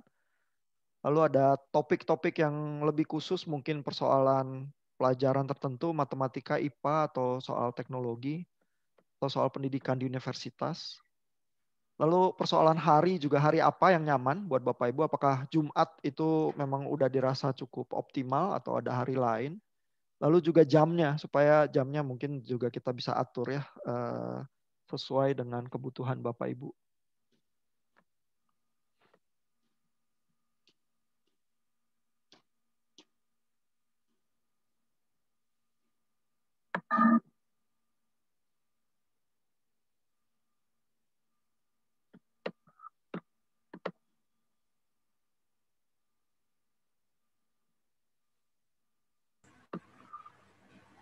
Sambil menunggu polling diisi, saya boleh bertanya nggak, Ihan? Oh iya, boleh. Silakan Bu Junita. Tadi kan Bu Yuliana mention soal yang lebih penting adalah secara kelakuannya. Maksudnya bukan apakah dia bisa matematik atau subjek tertentu atau enggak, tapi kayak dia punya soft skill tertentu untuk dia di masa depannya untuk dipegangan gitu kan Bu ya. Terus tadi Bu Yuliana juga sempat mention about cara kita bukan punishment tapi reward. Nah, maksudnya dari sejak anak saya masih kecil sih, tapi maksudnya mau dilatih gimana supaya dia ketika belajar itu enggak reward minded gitu ya Bu. Maksudnya kalau kamu begini maka kamu dapat ini gitu kan ya. Cuman kekhawatirannya adalah ketika dia melakukan sesuatu bukan karena dia tahu itu yang baik untuk dia, tapi karena dia ada reward yang dia mau dapatkan. Gitu. Tapi kan in a way kita juga memang mesti appreciate gitu kan. Tapi takutnya tuh jatuh ke jurang yang satu lagi bikin dia jadi reward minded gitu Bu. Gimana ya Bu? Oke, thank you Bu Junita buat pertanyaannya. Ya, ini memang jadi concern buat orang yang baru pertama kali misalnya dia kenal sistem ini gitu ya. Nah, cuman yang perlu diingat itu pertama, kita pakai sistem itu untuk perilaku yang memang baru mau kita bentuk dan memang kita rasa perilaku itu bermanfaat. Manfaatnya itu bisa dia rasakan secara alami gitu ya. Jadi tanpa reward kita, dia bisa merasakan manfaat itu. Misalnya kita mau reward dia untuk ini ya, belajar gitu ya, latihan matematika. Pertama kali kan dia mungkin ngerasa, buat apa sih saya belajar gitu, capek gitu ya. Nah, kita bisa pakai sistem ini untuk pertama kali. Tapi harapannya, semakin lama nanti kan dia belajar rutin gitu ya, dia akan merasakan sendiri bahwa, oh kalau saya rajin belajar rutin, jadinya saya lebih bisa loh ngerjainnya gitu ya. Jadi saya belajarnya itu jadi lebih gampang kalau saya tiap hari belajar gitu kan, lebih bisa paham gitu. Nah, harapannya reward-reward alami seperti itu yang nantinya akan mempertahankan perilaku itu. Jadi memang kita nggak akan pakai itu terus-terusan. Pertama itu. Jadi memang perilaku yang kita mau kasih sistem ini memang harus yang memang ada manfaat naturalnya, manfaat alaminya gitu. Jangan yang perilaku yang kita rasa saya pengen anak saya jadi begini tapi nggak ada manfaatnya buat dia, jangan gitu. Jadi memang sesuatu yang nanti dia akan bisa rasakan sendiri gitu manfaatnya buat diri dia. Jadi kita nggak kasih reward, dia pun akan tetap mau melakukan hal itu gitu. Pertama. Kedua, reward yang kita berikan itu jangan selalu berupa materi, barang, mainan gitu. Karena kalau kayak gitu dia akan ngincer hal itu gitu. Tapi itu tadi ya bisa kayak ujian bisa gitu ya. Jadi ketika dia sudah berusaha, sudah mengerjakan, kita kasih dia pujian. Wah, hebat ya, ternyata kamu bisa loh ngerjain ini ya kan gitu. Terus kamu udah berusaha keras banget loh gitu. Nah, pujian bisa tadi ya tepukan dielus kepalanya gitu. Untuk jadi kalau Bapak Ibu pernah dengar 5 bahasa kasih ya, 5 love languages, pada anak juga itu ada ya. Jadi kita mesti lihat dia tuh kayak gimana gitu. Nah, ada juga yang kita bisa kasih dia misalnya kesempatan untuk milih activity gitu ya, bareng sama mama. Kamu bisa kadang tuh anak tuh suka pengen main apa gitu ya, pengen melakukan hal apa sama kita. Nah, kita bisa kasih dia kesempatan. Ya udah nanti kalau misalkan kamu udah belajar, kita bisa main apa gitu, main monopoli bareng gitu. Nah, itu sesuatu yang menyenangkan buat anak dan nggak bikin dia jadi kayak reward oriented gitu. Atau kamu boleh pilih menu makanannya. Besok mama masak apa gitu ya. Nah, sesuatu yang kayak gitu itu tetap menyenangkan gitu, hal yang simple itu sebenarnya menyenangkan buat anak gitu. Atau ada anak perempuan yang kadang suka art and craft ya, jadi kita kasih dia kesempatan untuk art and craft bareng gitu. Nah, itu menyenangkan gitu buat anak dan nggak bikin mereka jadi kayak tergantung sama reward gitu. Materialistik nanti jadinya ya Bu ya. Iya, terima kasih Bu Yuliana. Jadi kita kasih reward, tapi rewardnya jangan gede-gede sehingga motivasi itu bisa intrinsik juga begitu ya. Dan mungkin lebih bagus kalau reward itu sifatnya relasional begitu ya, malah mengakibatkan kedekatan hubungan ya. Thank you. Nah ini ada pollingnya udah selesai ya, saya share resultnya ya, ada 60% yang mengisi. Kebanyakan bilang materi yang dipaparkan jelas ya, lalu juga dirasa berguna. Nah ini mungkin yang penting ya, usulan topik webinar yang lain, psikologi anak 77%, jadi akan terus ini tampaknya jadi topik yang kita bisa terus sajikan. Psikologi keluarga di bagian kedua, lalu topik khusus soal matematika dan IPA ini yang 31%. Kalau soal hari Jumat 92%, tampaknya udah benar pilihan kita Jumat. Dibanding weekend, kalau weekend sih memang pengen beristirahat dengan keluarga gitu kali ya, tapi juga ada beberapa yang memilih. Soal jam, 62% memilih jam 3 sampai jam 5 ya. Jadi mungkin pilihan waktu kita juga tidak terlampau buruk ya. Nanti terima kasih untuk saran-sarannya dari Bapak Ibu, nanti kita akan coba lagi buat webinar serupa. Ada hadiah yang disediakan sebenarnya oleh Bu Yuliana ya, karena beliau ingin memberikan semacam reward buat kita. Namanya tapi mungkin Bu Junita tuh yang tahu ya. Ya Bu Yuliana mungkin mau disampaikan rewardnya seperti apa Bu? Oke, saya punya reward chart buat, aduh nggak gitu kelihatan ya karena saya pakai background. Saya punya reward chart, itu saya mau kasih buat salah satu partisipan di sini gitu ya, dan saya mau kasih buat yang pertama kali bertanya. Yang pertama kali bertanya melalui fitur chat ini berarti ya, yaitu Ibu Rose Hutapea. Nah, Ibu tolong private message boleh saya atau ke panitia gitu ya, alamatnya di mana Bu, nanti saya akan kirimkan reward chat-nya. Oke, terima kasih. Oh ya, ada hadiah kejutan buat yang penanya pertama begitu ya. Nanti di webinar berikutnya kita bisa bikin hadiah kejutannya lain. Terima kasih Bu Yuliana untuk kebaikan hatinya. Terima kasih juga Bapak Ibu yang sudah mengikuti 1,5 jam tidak terasa, bahkan sudah lewat 15 menit. Kita berterima kasih, moga-moga berguna dan kita jumpa lagi di webinar yang lain. Selamat sore, selamat beristirahat. Sorry Pak Ihan, mau foto bersama? Oh iya benar, foto bersama dulu Bu.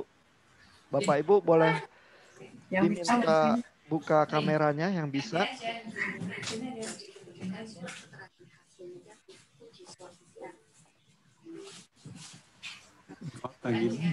Ya, fotografernya Pak Gracio udah bersiap.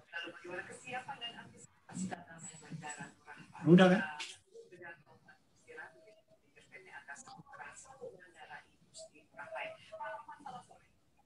Ya Pak Gracio kasih aba-aba ya Pak, supaya kita tersenyum. Gracio ngitung kan? Oh iya Bapak Ibu, masih ada yang belum buka kamera atau Gracio-nya belum. Oh, Pak Gracio nggak punya kamera. Tapi mungkin yang lain nggak memungkinkan membuka kameranya, nggak apa-apa sih Pak, yang ada aja. Yang mau. Oke. Baik, saya hitung 1, 2, 3.